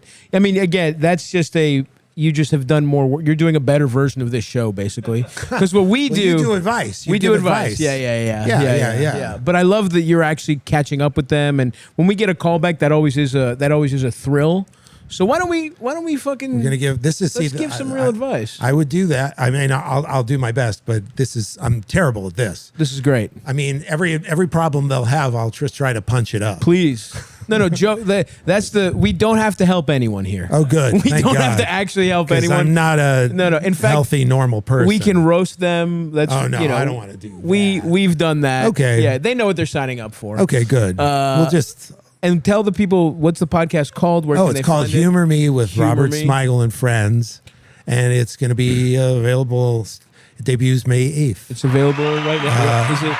What is it? What's today, eldest? People like May 8th. They like that idea for a I think date. it's the week after May 8th. Yeah. Is it May 15th? Yeah, it's either May. Yeah, it's May. It's either out or it's about to come out. I think the show's out right now, everyone. Check it out. What a producer. this show starts is on. It's on Mondays. Yeah, so yeah. it'll be it's already available. It's available, baby. Through iHeart or wherever artists are exploited. Yeah. Spotify, Apple Music, you name it. Wherever it is. If we're getting pennies on the dollar, we're there. Eldest, play us a call, baby. Yeah. What's up, Stav, eldest, esteemed guests? So I got a little bit of a dilemma. So my grandma has said since I was a kid that if any of the grandkids get tattoos or piercings, that we get cut out of the will. Now, as things stand, it's just me and one of my cousins still in the paperwork. My grandpa was a farmer all his life. They ended up finding some oil on his land. Oh, so I'm pretty sure oil on Grandpa's that there's land. a nice check waiting for me if I hold out. Now, I don't know if she was bluffing or not, but I really want to start getting some tattoos. I'm into, more alternative goth girls, and I think getting tatted might help me clean up a little bit more in that area. My grandpa passed about 5 years ago, and I was waiting for my grandma to, before I started getting them. This is incredible. And I figured, after grandpa died, she wouldn't stick around for too much longer. But she keeps on kicking. And, she's had some heart problems here and there, but she's not stopping. Now I'm 27. Problems here and there. My biological clock is starting to tick. And Your I don't know if biological I clock should for your just grandma's pull the death? Yeah. To get tattoos, you have a biological clock? This guy's on the phone with his fucking grandma's cardiologist. He's like, buddy, look, this tattooer's in from fucking Vancouver. If I don't get goth Chucky, if I don't get Hellraiser on my back, how am I going to get pussy from Latina baddies? Goth Latinas, you fucking asshole. Yeah, that's so funny. If that's the only way you're going to get laid, by having a goth tattoo, I don't know. I would maybe just... I would hit on your grandma, maybe. Might have your best shot there. That's a good point. How can we get grandma to die faster in a positive way? Maybe you get somebody to dick her down. Maybe you're both. Maybe you could both, or have grandma go out on a high note. Maybe. Is there more to this call, eldest? Biological clock is starting to tick, and I don't know if I should just pull the trigger on these tattoos and disrespect my grandma, or if I should hold out, hope she wasn't lying about cutting us out of the will. I don't know. Maybe I just get some tattoos you can't see. I don't know. Yeah. She's like 88, so could go for a while. I don't know. What do you think? My grandma's 94. I would think of some other way to attract women than the tattoo. Like maybe, develop a personality. You know what I'm saying? I feel like there's other ways beyond tattoos. Sure. And listen, by the way, you could buy a goth a tattoo. Now we're talking. You know what I mean? Get her some tattoo. And by the way, you could wear grandma a tattoo? A goth woman. Buy her a tattoo. Well, how about if you're trying to fuck a goth baddie, why don't you take the 500? I mean, I don't know how much money you have for this tattoo. Pretend you're like some kind of goth sugar daddy situation. Right. You know what I mean? And by the way, what's stopping you from wearing a all black suit and getting a little eyeliner? You know what I mean? Why does this have to be... There's other ways to be goth. Let's be goth. What about some black leather pants? Oil yourself up. Get into some of those. You know what I mean? Tattoo. Now, what about... Can you try it on? Can you try on some henna tattoos?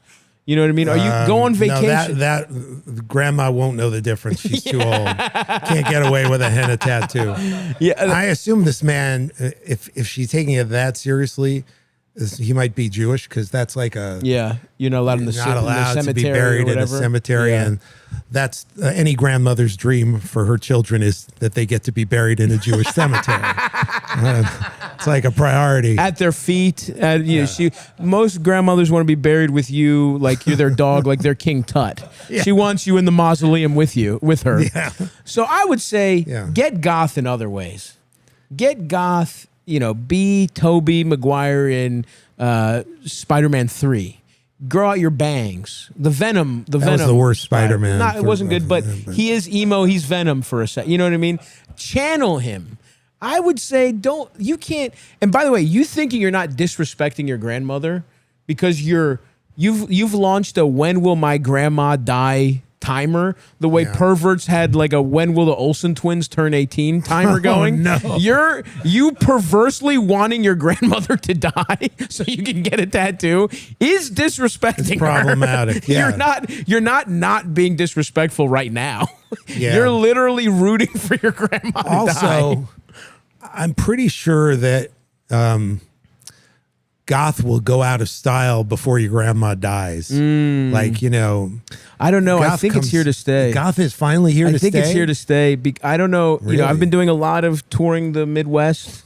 The goth sort of like the way fashion kind of goes to the middle of the country and everything is like Right. 10 years behind, 10 or it years. just kind of stays. Goth started in like the 90s. Goth is Like The Cure goth is and in shit. small towns now. Like you go to a regular town and like the barista or the Right. lady at Walmart is a Yeah. little goth. Yeah. Goth is mainstream. I bet this guy isn't even calling from I bet this guy isn't even a coastal elite. Elders, let us know where his area code is from. Don't dox him fully. He's got to be from, not, huh?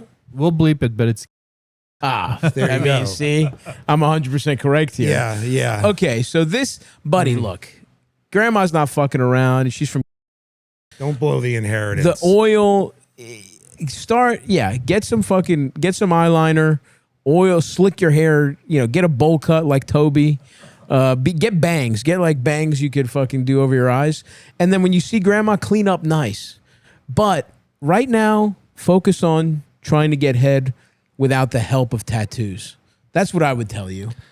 There's got to be another way. There's gotta just be gotta another be. way. I feel like it would be like more gratifying if you just learns how to get pussy normal too, because it's like you also don't want to be like a lame tattoo late bloomer. That's true. It's like I That's think he the said thing, he's yeah. 27, which 27. It's Oh. kind of there, but definitely like I see- especially when you're in your 30s. His real and shit. problem. At some age, it's not going to help that Yeah. he has tattoos. Yeah, Right. Yeah. It gets really depressing when you get the divorced double sleeve. When you get the divorced back tat, dude, that's a fucking problem. So that's his real issue. It's not okay. So to give him some grace, it's not that he wants his grandma dead. It's that grandma's life happens to be coinciding with his prime tattoo years. In his mind, yeah. So, and I do agree. If you're in your 30s getting decked out in tattoos, and and there's not some reason for this, you didn't beat cancer and you're celebrating. You're Right. just a 30-year-old lame guy who now thinks you're cool. That's not gonna work, bro. I fucking promise you. So yeah, like I said, you can. What are goths into? Dracula fangs. Yeah, I would recommend that. I'm kind of an old guy. sure. You were when never I was goth. into no, but I was back in the 90s. The girls loved fangs, so I imagine same thing now. They liked fangs in the 90s. yeah. Oh, I didn't know yeah, that. Yeah. Well, you weren't a goth guy. Elvira, though, I'm sure you must have beat off to Elvira. My sons are listening. I can't talk about. I'm not gonna. Wow, so your Get son's into listening. that shit. So you want them to know their dad's a liar by you? No, my not- dad's taking the fifth. That's all. Elvira. Oh yeah, I mean, she was pretty far down on the list. yeah. We have different tastes. No, goth. He's gonna be fine. He just needs to find something else. What if he just like, what are there goth activities? Right. That would Or- inspire a goth. Here's what you do. Lady. Maybe you could say, I opened up this makeup store, I have this makeup store. They got me all this black lipstick I can't use. I'm giving away black lipstick, and then you put your address. Now you put it on a bowl. It's like the goth girls are coming trick or treating for Right. black lipstick. But then when they show up and it's like, what's with this guy? He's not tattooed. Well, that's where I thought the henna might come into contact. Maybe pretend you're a supplier of black lipstick, Right. and that you got too much at the factory, Right. or if you and get your henna tattoo And your Dracula fangs. And I think that ought to do it. I think if you give away black lipstick, you should be able to get some pussy from goths. If I had a gavel, I would smack it, and I would say, next question, Eldest. We should get a gavel. Miss Pat will come for your ass. Or Hulk hands. Maybe I could smash Hulk hands together. Not a bad idea. Yeah. Hey, Stav. My name's Sam. Big fan for a long time. Eldest, hope you guys can are we move doing the well, speaker you and the here? guest and LD.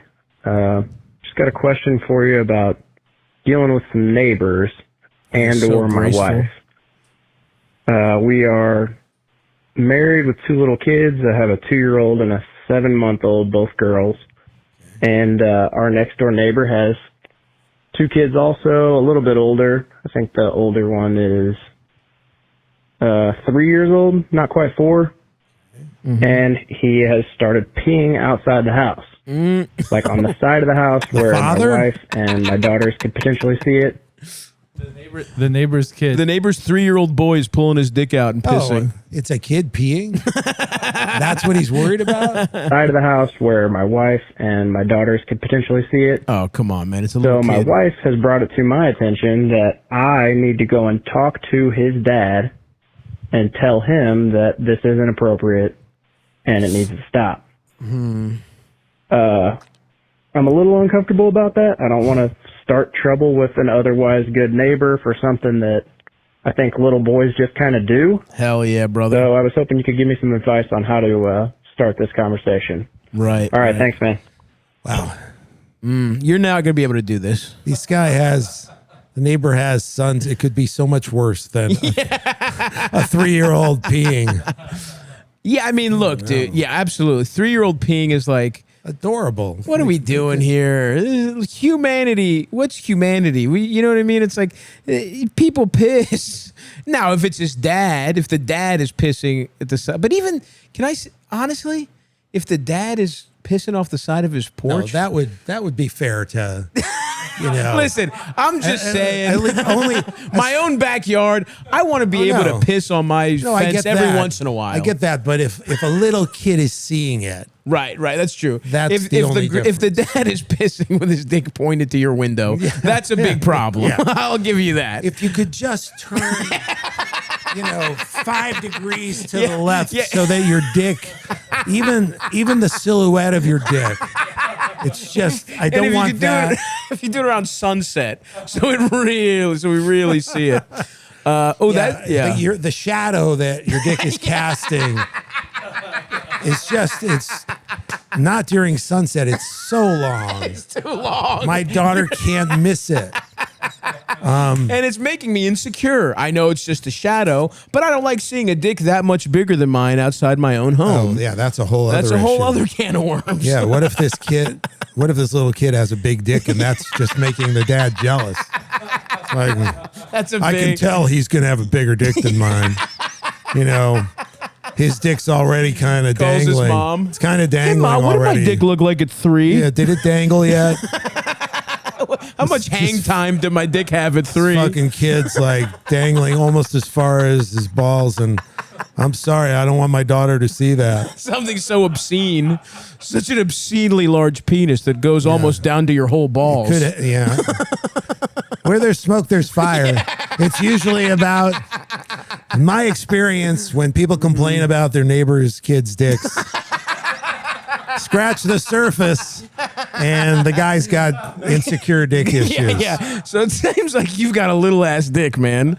Yeah. And that's okay. And that's fine. That's okay. You can have a very Unless your wife is the one. Well, your wife's instigating this, so Right. maybe she is like trying to let you know that you got to she step it knows. up. She knows. Yeah. She's like, it's making me really uncomfortable having someone with the same size penis as yours pissing outside of their yard. Man, All right. So let's. I don't know. I just like. I don't think I think the wife needs a talking to. there is a little bit of that. There is a because I guess my question is, how often has this happened?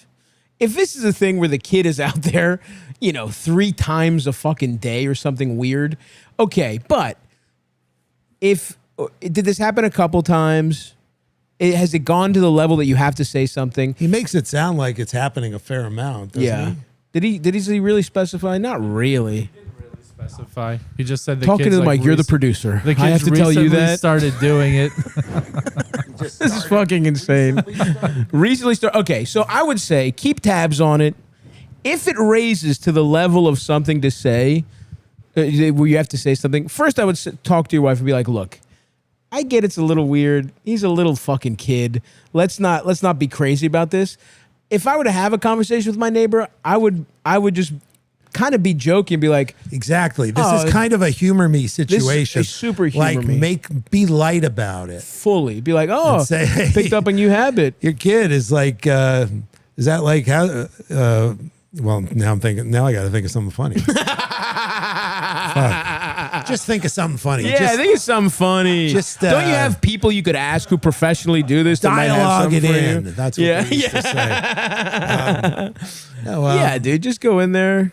It's like, what's he gonna do when it snows? He's gonna, is he gonna pee? Then we'll know he's done it. I don't know. Yeah, I mean, you just got to go into them and be like, "Oh, your boys." It literally just be like, "My man's out there. Oh, I see my man's out there pissing on the fence," or just, "Oh, I know that move." Like, whatever. Just gentle, kind of like. Just be like, "What's up?" and just talk to him about it, and be like, "Is that like a new phase? Like, what's he?" Because by the way, just innocently, the parents don't.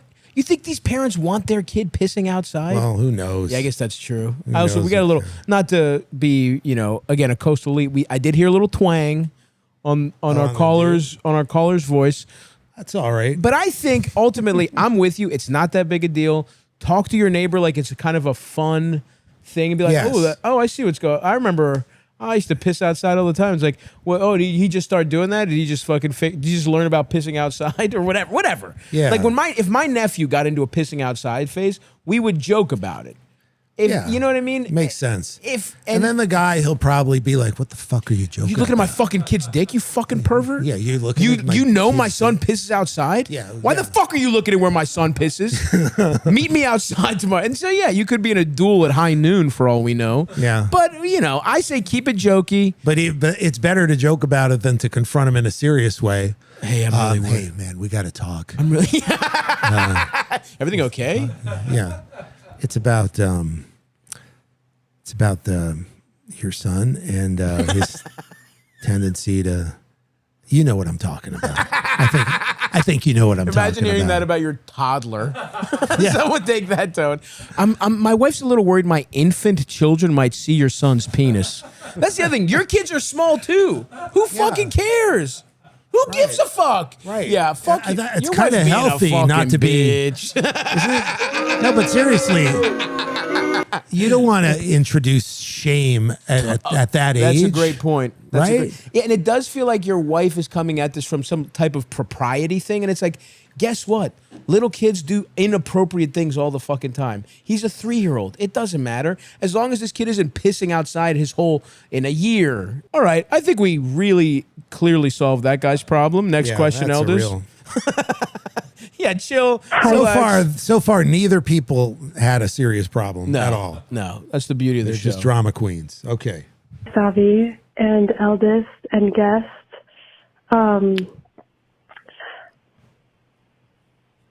Basically, what I want to ask is, so I am a sex worker.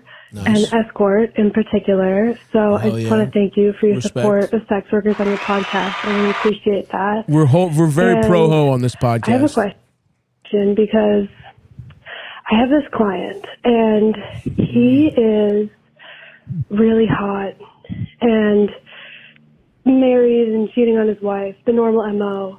And basically the last time that he came to see me, he admitted that a couple of appointments before, the condom broke while we were having sex, and he ended up coming inside of me. And he Why did you pick this for fucking Robert, man? This is the first real problem. This is the first one that's an actual problem. I'm good. I'm not going to have good advice, but I'm interested in hearing it. It takes a wholesome twist. Oh, it does? Okay, all right, keep going. Okay. That he knew the condom broke, like last time I saw him. And Oh, really wholesome. This is the Pretty Woman reboot. This is the gritty reboot.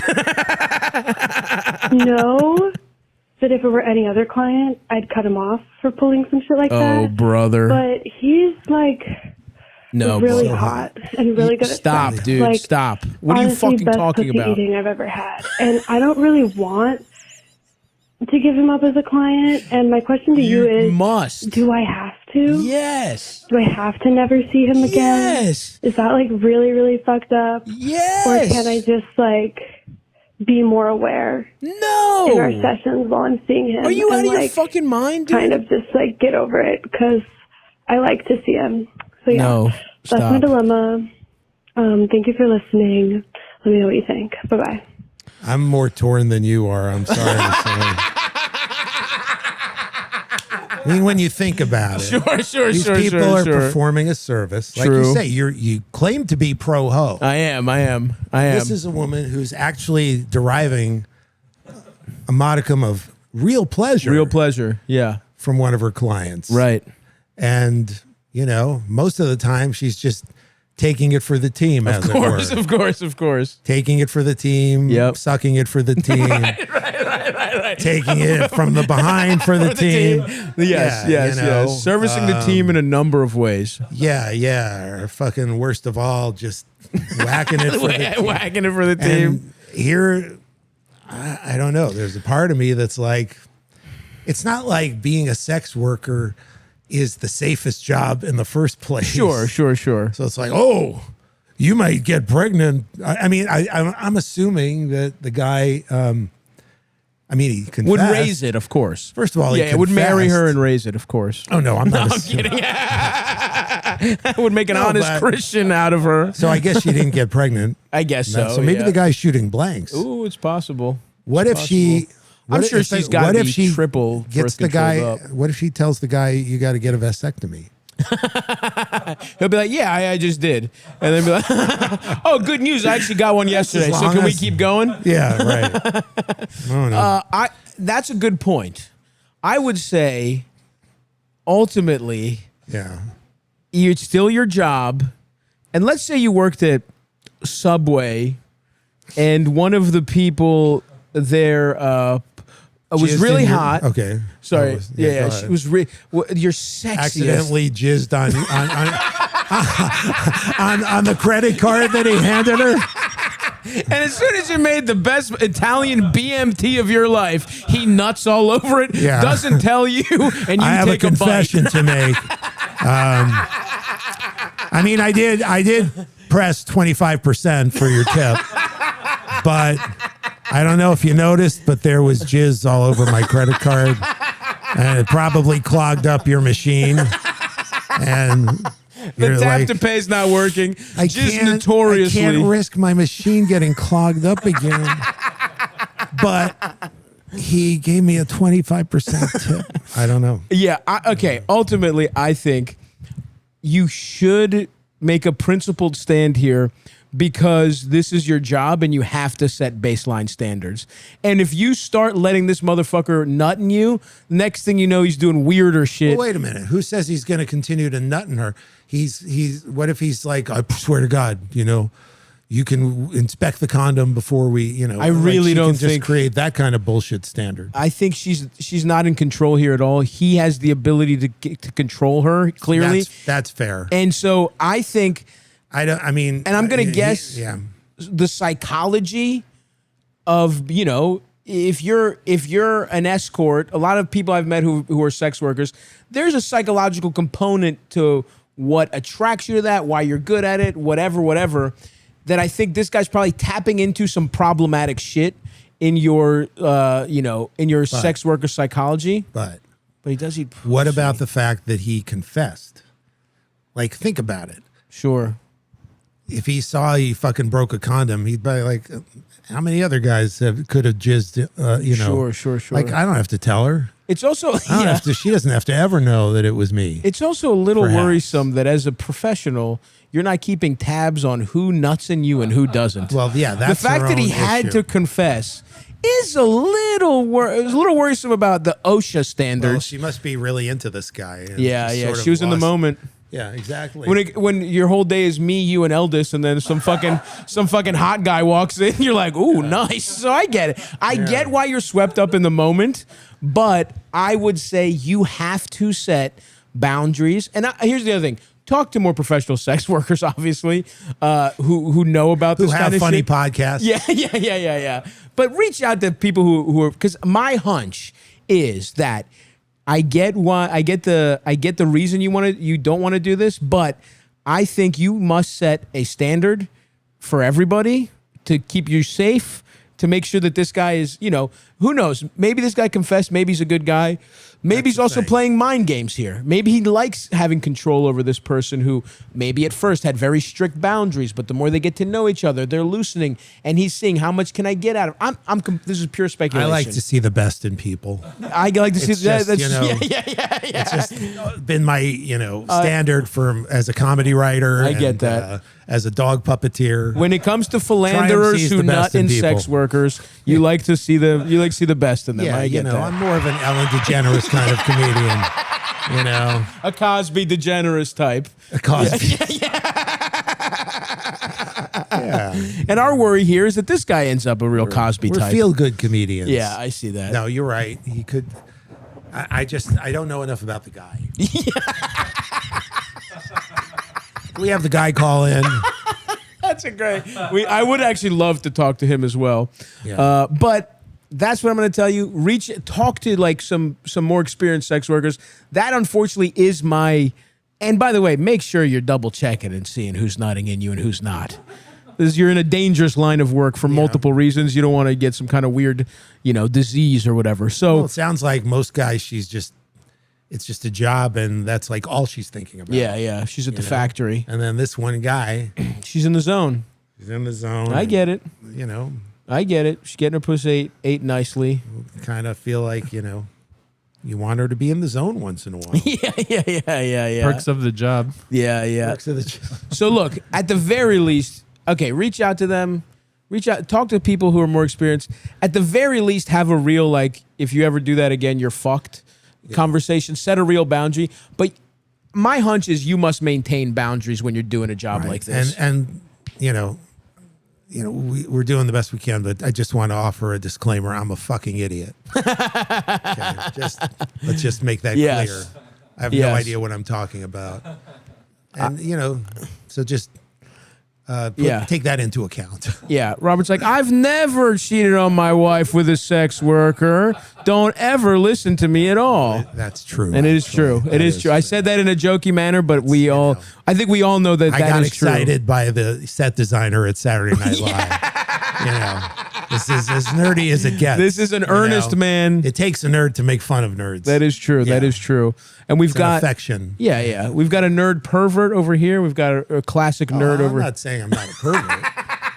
Don't pigeonhole me.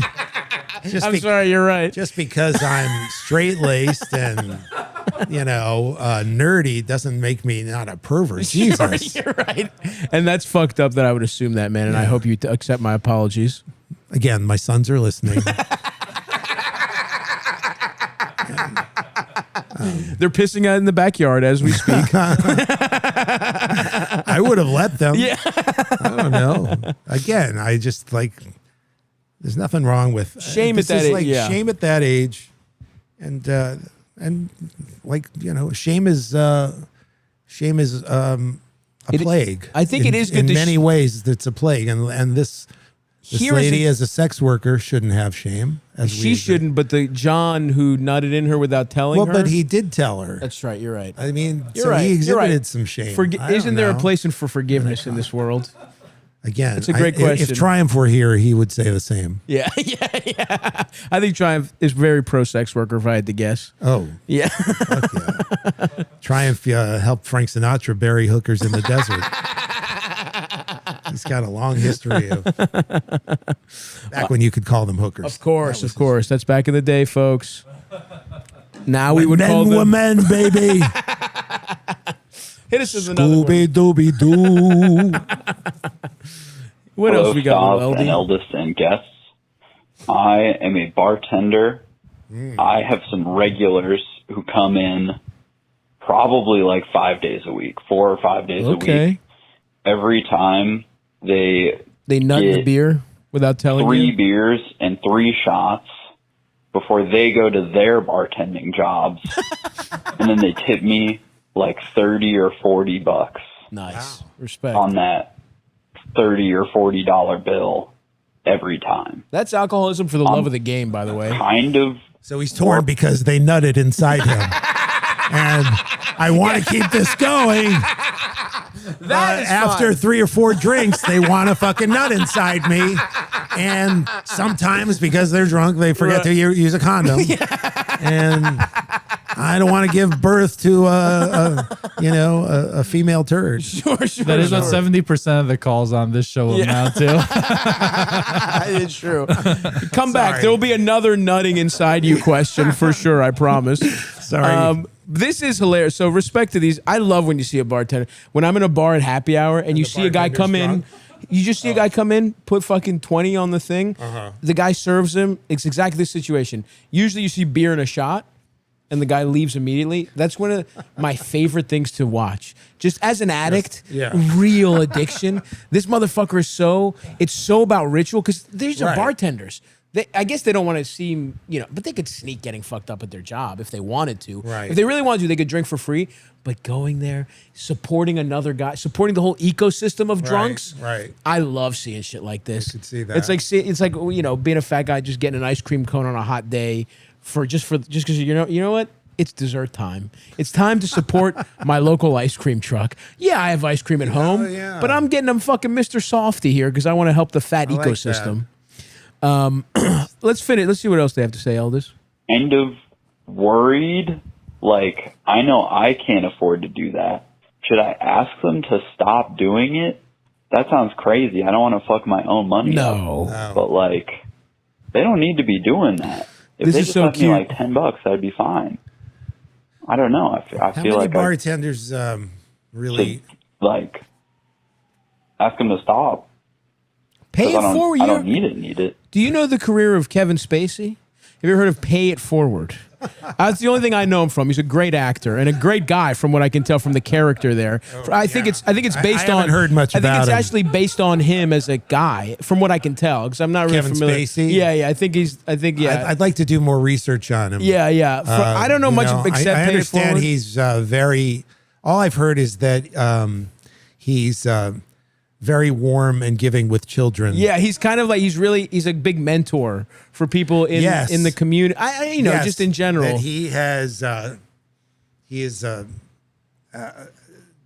conducted events in Mixers, public parks. Yeah. At night. Networking events at networking events in public in parks. often late at night. Because people work days. Of course, and they if you work want to, days, you don't have time for self improvement unless it's off hours. Yeah, and this is when he waits until people have already had their their day and they've gotten all their activities out and maybe they've seen a movie. Now they're tired. Their resistance is low. Right. I don't mean resistance to Right. getting nutted. I mean No. their resistance to changing their life. not wanting to have a good time. Right. In a public park in the middle of the night. Their inhibitions are low. Yeah, their inhibitions are low. Anyway, and he's so a facilitator. He's a facilitator. He's like a party facilitator. Yeah. So I would say, can you Sorry. be the Kevin? No, this is great. Yeah. Be the Kevin Spacey you wish to see in the world. Oh, the pay it forward. The pay it Kevin forward thing. Spacey. Yeah. So you're getting tipped out of control. Instead of telling these people, fuck, you could have a conversation with them, sure. Why don't you go tip a fucking even poorer bartender than you a little bit? Or But, give I mean, again, I'm a nerd. I don't do a lot of this stuff. Sure. How many bartenders do you see who really take on that role of like, this guy's a mess? he's got to stop. Yeah. Are they pretty consistent? I think that's an old-fashioned archetype. Right. I don't really think you see that anymore. You don't see that anymore. The guy And these polishing the guys- glasses as they Right. come in. It's like, Hey, all what's right. going on? Life isn't Cheers. You know what I Yeah, mean? no, I know. I understand. But I think That's this. why I'm asking, But 'cause- yeah, exactly. Yeah. No, I think though. This But guy's these guys saying aren't it even is drunk. Cheers. It's kind of Cheers for them though, because he Right. sees them all the Yes. time, 5 days a week. So they have some relationship. But they're functional. They're not, Yes. obviously, they're going to work right, afterward. right. So they're not even, it's not like they're making a fuss in the, they're not making a scene in the bar. No. where He's you'd just wanna- he just is being the he's guy just you're concerned for them. Yeah, that you're saying who even is this guy? Does this guy even exist? This guy wants to be the caring bartending archetype. Right, Which right. is cute, but I also Cute, think but on the other hand, you're a bartender. you're a fucking bartender, and they're bartenders. And You know they're what I mean? bartenders, These aren't like college kids. Like I remember when I went to college, my scholarship just put the money in my Right. account, and I was like, "What the fuck are you doing?" Like, and I Yeah. did damn. Like there were times where there'd be like 1,000 less than I needed to pay for school because for like 2 Right. weeks I saw the account. It was so these aren't like. College kids who can't afford it. It's kind of like telling a Coke dealer, dude, I'm a little worried. You're going a little. Are you snorting? Coke? Dude, I'm a little worried. are you- What's up with this turquoise pinky nail you just got installed? Yeah. You gotta pull it back a little bit. Yeah. From the dealing? No, from you. I'm worried about you, man. One step at a time. Right. Look, let's not get crazy. Crawl before you walk. Yeah. Let's take care of you. No, I'm and still then- going to deal. Yeah, of course, you got to make a living. But, You can't listen. They know. By the way, these are probably older bartenders than him, right? I think this is the circle of life. This guy's like, these guys can't afford it. He's in his 20s. These are 37-year-old bartenders. They're broken down. You know what I mean? They have nothing. They're about to get. I have a buddy who's like about to get divorced. Right. And he's like on vacation now because he's like, that fucking bitch isn't getting half. She's like, I'm dwindling this shit down before she gets shit. These guys could be spending their ex-wife's future settlement money for all you know, Fair right? enough. Yeah. These guys are down, dude. They're coming every fucking day and getting 3 shots and 3 beers. And you think a little talking to from a fucking 27-year-old bartender is going to change their that's lives? true. They're not going to listen to him. They're going to be like, that's cute, honey. And then they're going to, worst case scenario, they're like, oh, thanks, man. They will never come back. They'll never come back. They'll be go like, somewhere fuck. else. They'll go to the bar next They door. obviously think they've got it under control if they're Yeah. able to work Yeah. an 7-hour shift after that. Yeah, exactly. They got their system. And speaking as a man who, for like, there was 3 years of my life that are a complete fugue state, right? Where I was just like so addicted to mostly food, but also pills and drugs and whatever the fuck at the same time. They're probably doing a great job. They're probably. I was in the fucking zone Right. when my addictions were completely controlling me, because that's how you get away with staying addicted. You have to stay good at your job. And so look, there will be a rock bottom for them. There is for everyone. You ain't the motherfucker that's taking them out of it. Enjoy the extra fucking $240 a week. You're fine, dude. Or if you feel guilty, give the money to a methadone clinic. Yeah. Yeah. Listen. Yeah. I think the beautiful halfway point here is donate a little bit of it if you really, you know what I donate it mean? to, a rehab center. Yeah. Something- Totally. I don't know. Yeah. Fucking go to a buy all the stale donuts and coffee for a fucking 12-step meeting or some shit. Yeah. You know what I mean? You'll figure it out. It's like one of the dumbest things that there was a trend. I don't know if it's still happening. Do you remember this when, and I'm a tree hugger. Sure. Liberal pussy. Sure. Me too. whatever, Of course. Nerd. Yep. Fan of Bitch. Saturday Night Live, whatever I am. Jew. I'm so many bad things. Jew. That's, whatever people. Old piece of shit. You want me to keep Old, going? or- Yeah. Ugly, receding hairline. I'd say fully bald, but sure, receding hairline's fine too. All right. Thank you. The Thank you. crowd disagrees with me. All right, I've been proven wrong. He has some hair. He has some hair. So, I forgot what my point was.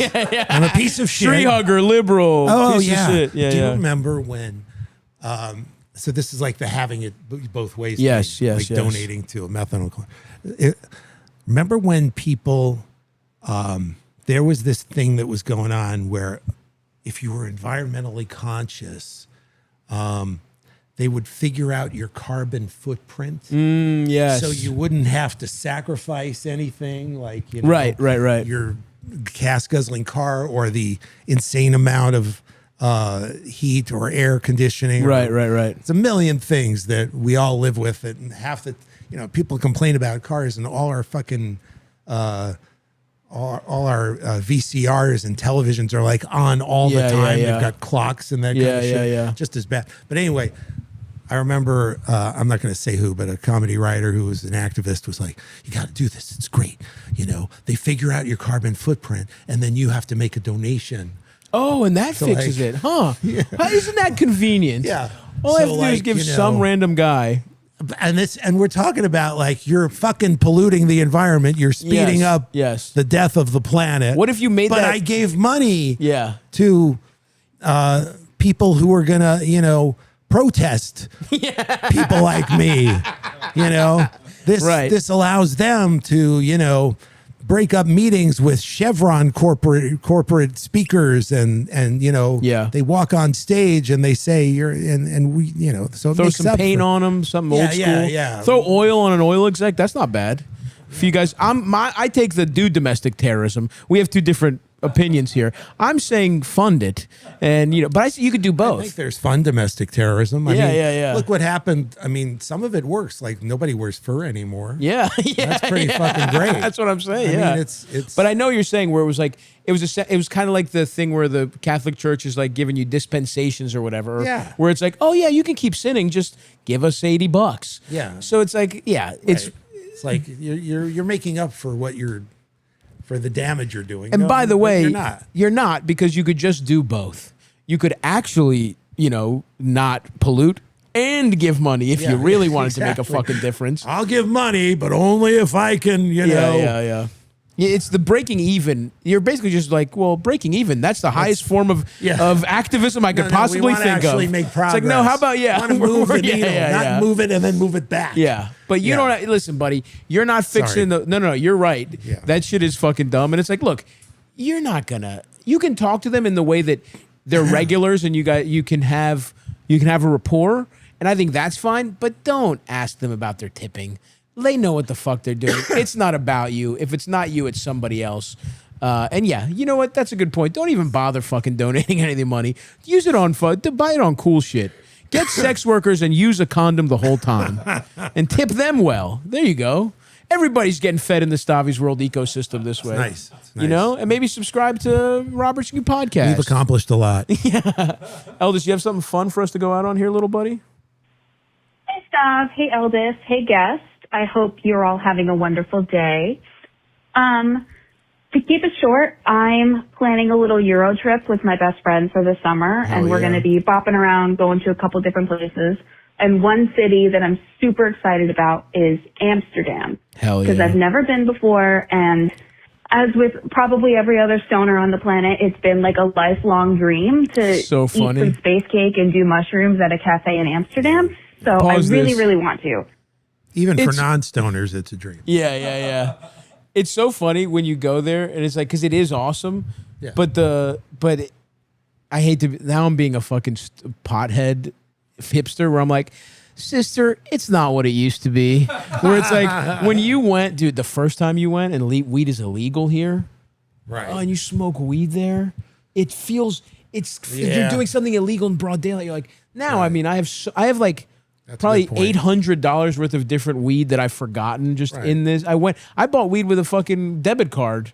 You know what I mean? Like, but not to be a dickhead. It still is pretty fun. When you when you hit at a cafe and you do the whole thing. It's like gambling in Las Vegas. That's like you can do it in your fucking basement now. Yes.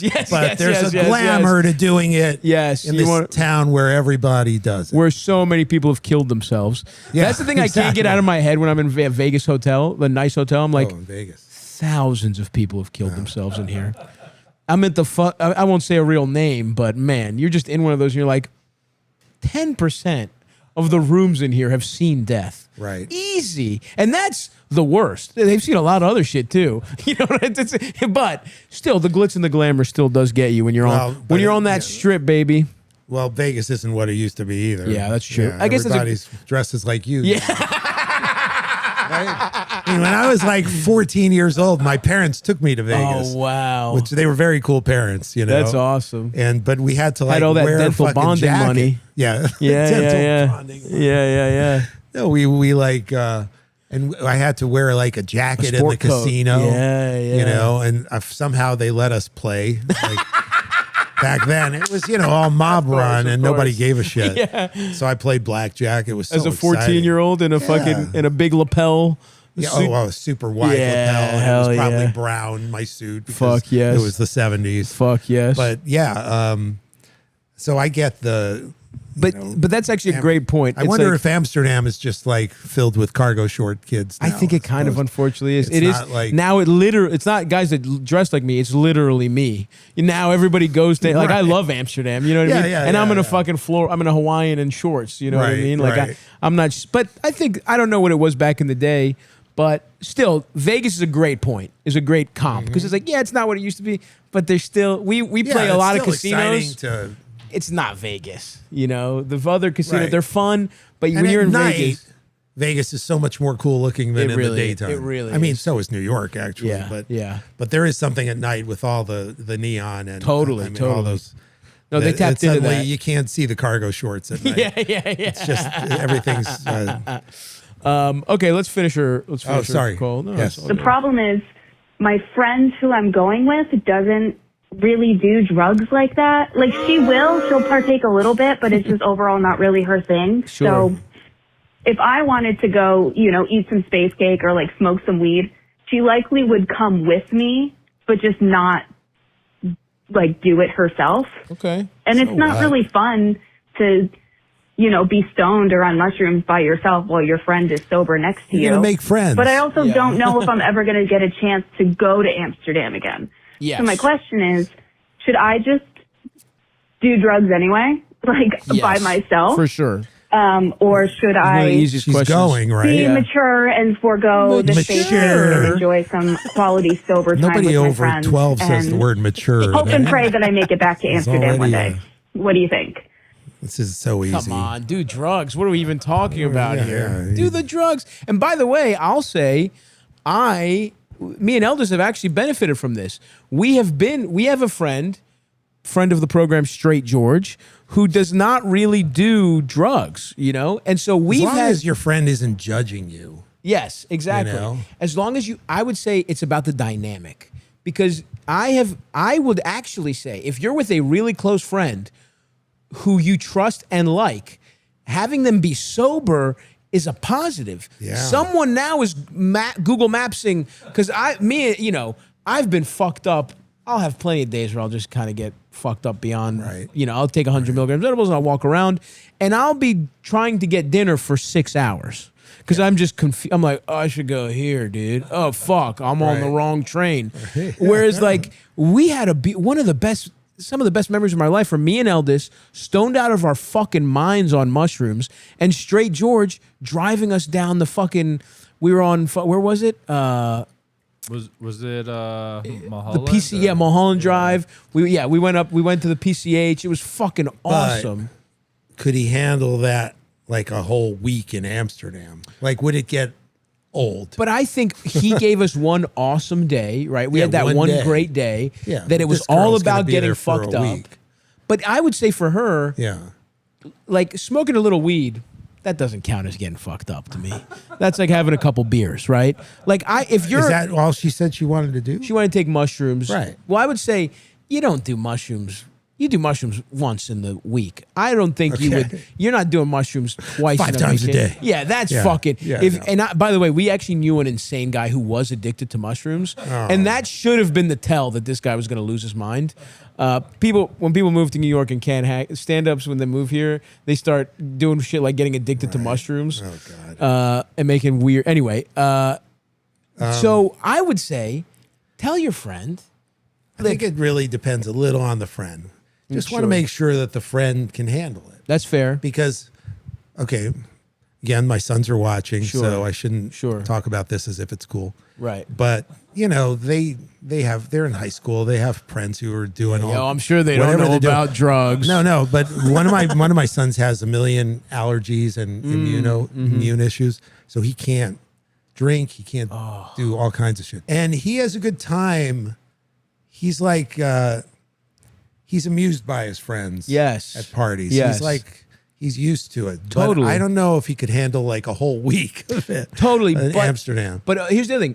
This is a conversation, right? Does your friend want to do something kind of boring that you don't really want? Can we do a little horse trading? Where it's Right. like, you want to go to some museum I don't give a fuck about. Yeah. I'll give you your boring museum. Although I will say the museums in Amsterdam are great. I'm sure. Is there something you can do for your friend?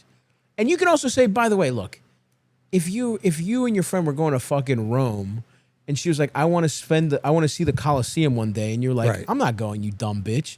You'd be like, oh, that's kind of rude. Right. You're going to Amsterdam. Yeah. You are going to, hey, I want to do mushrooms one day and walk around the parks. I mean, of course. That's what you fucking do. So I think it's really reasonable to have a It sounds middle like ground. her friend would probably be cool with Your it. friend and that's knows you, all right? That's all that you can ask. As long as the friend's not judging you, doesn't have a problem with it. Totally. So that's my question is your friend somebody who's cool and can do, and again, we're not talking a week, because a week, if you're talking about like being around somebody who's fucked up for a week while you're sober, that's hell. That's what I'm saying. But one day could be kind of fun. Well, how long did she say she was going? She went for a week. Yeah, a week. Again, as the resident mushrooms expert, I don't even think this is a put on for your sons anymore. I think you just really don't know, how to do hard drugs. Not that mushrooms are hard. Right. You're not doing mushrooms. She wants to do it one day when the weather's nice, go outside, walk around. Right. You also they have a specific kind of mushroom. I will say this, you have to chew a lot. They're fresh mushrooms. They're not dried. Okay. So there's less drugs in them.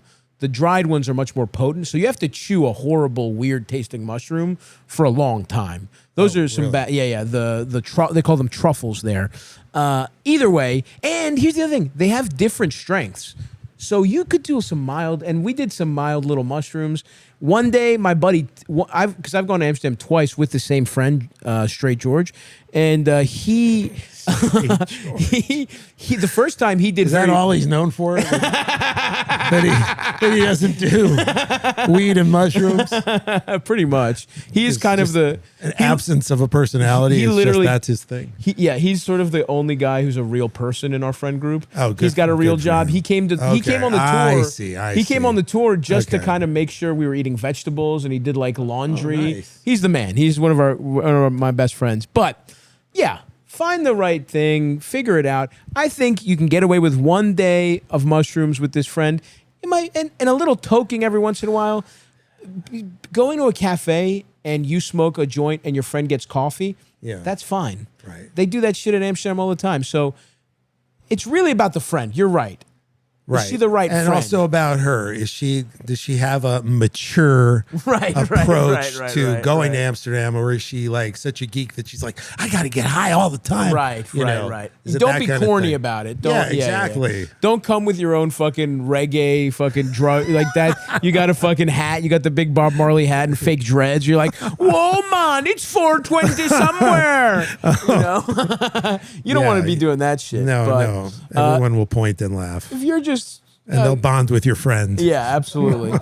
But yes, you're going to Amsterdam. She knows what the fuck it is. If you're going to Hawaii and your friend's like, I'm not that interested in the beach, they're an asshole. You know what I mean? Like, you can get at least one beach trip. But I want to anyway, see the museums. In Hawaii. But yes, that's a very long answer to a short. Do the drugs is my advice. Robert's is a little more nuanced. Oh, just make sure your friends, respect your friends' tolerance for it. I agree. And your friends should respect your desire to have some fun. Your lifelong dream. And find meet them halfway and talk about it in advance. I love boom, done and done. You're good at it. What are you talking about? You're good at advice. You just nailed it. I once played a rabbi at a comedy club. Cotton Candy Beard. Cotton Candy Beard making a comeback. Good bit.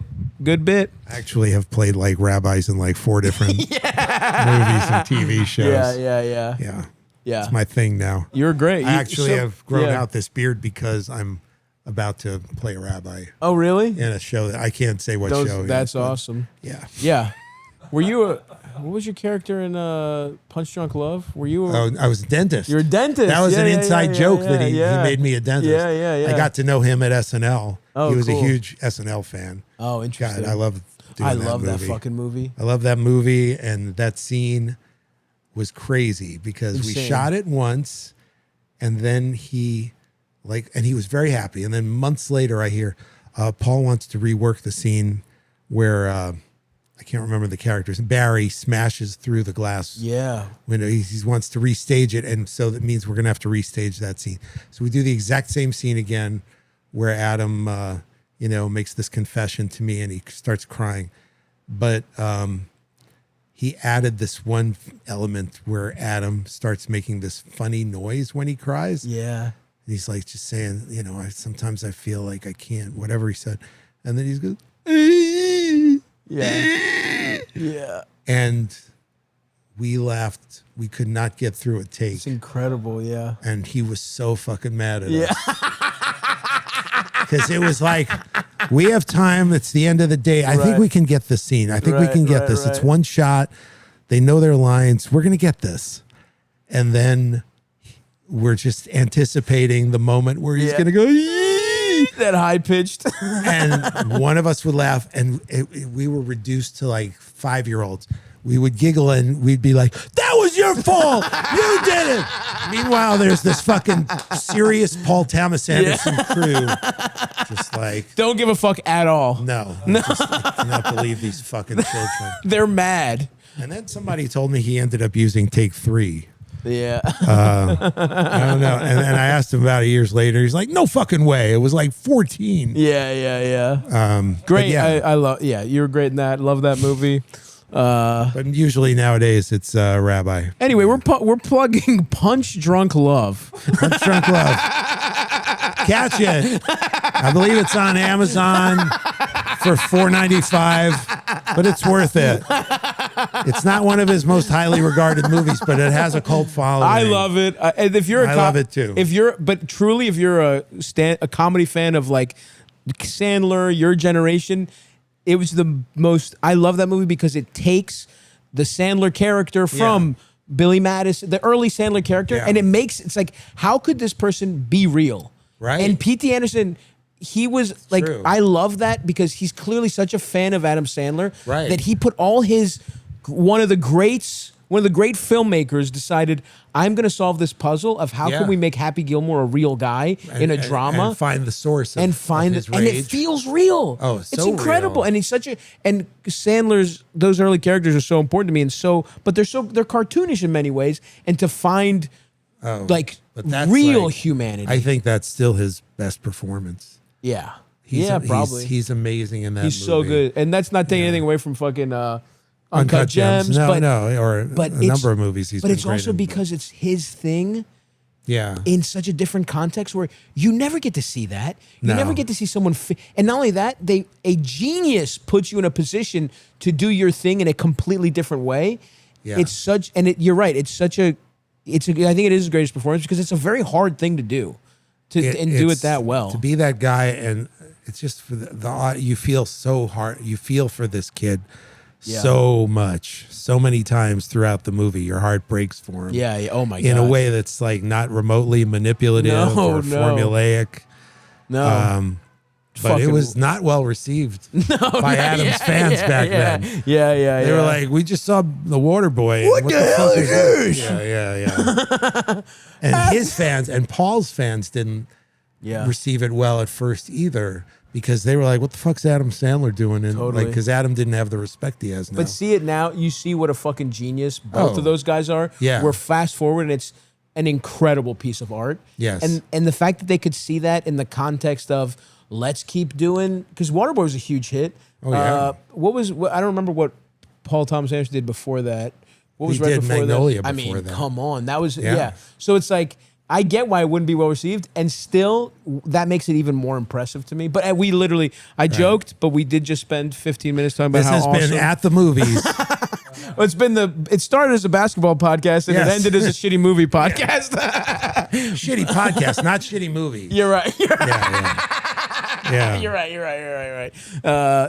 But this was incredible. Truly, Robert, seriously, dream come true. I've been a fan.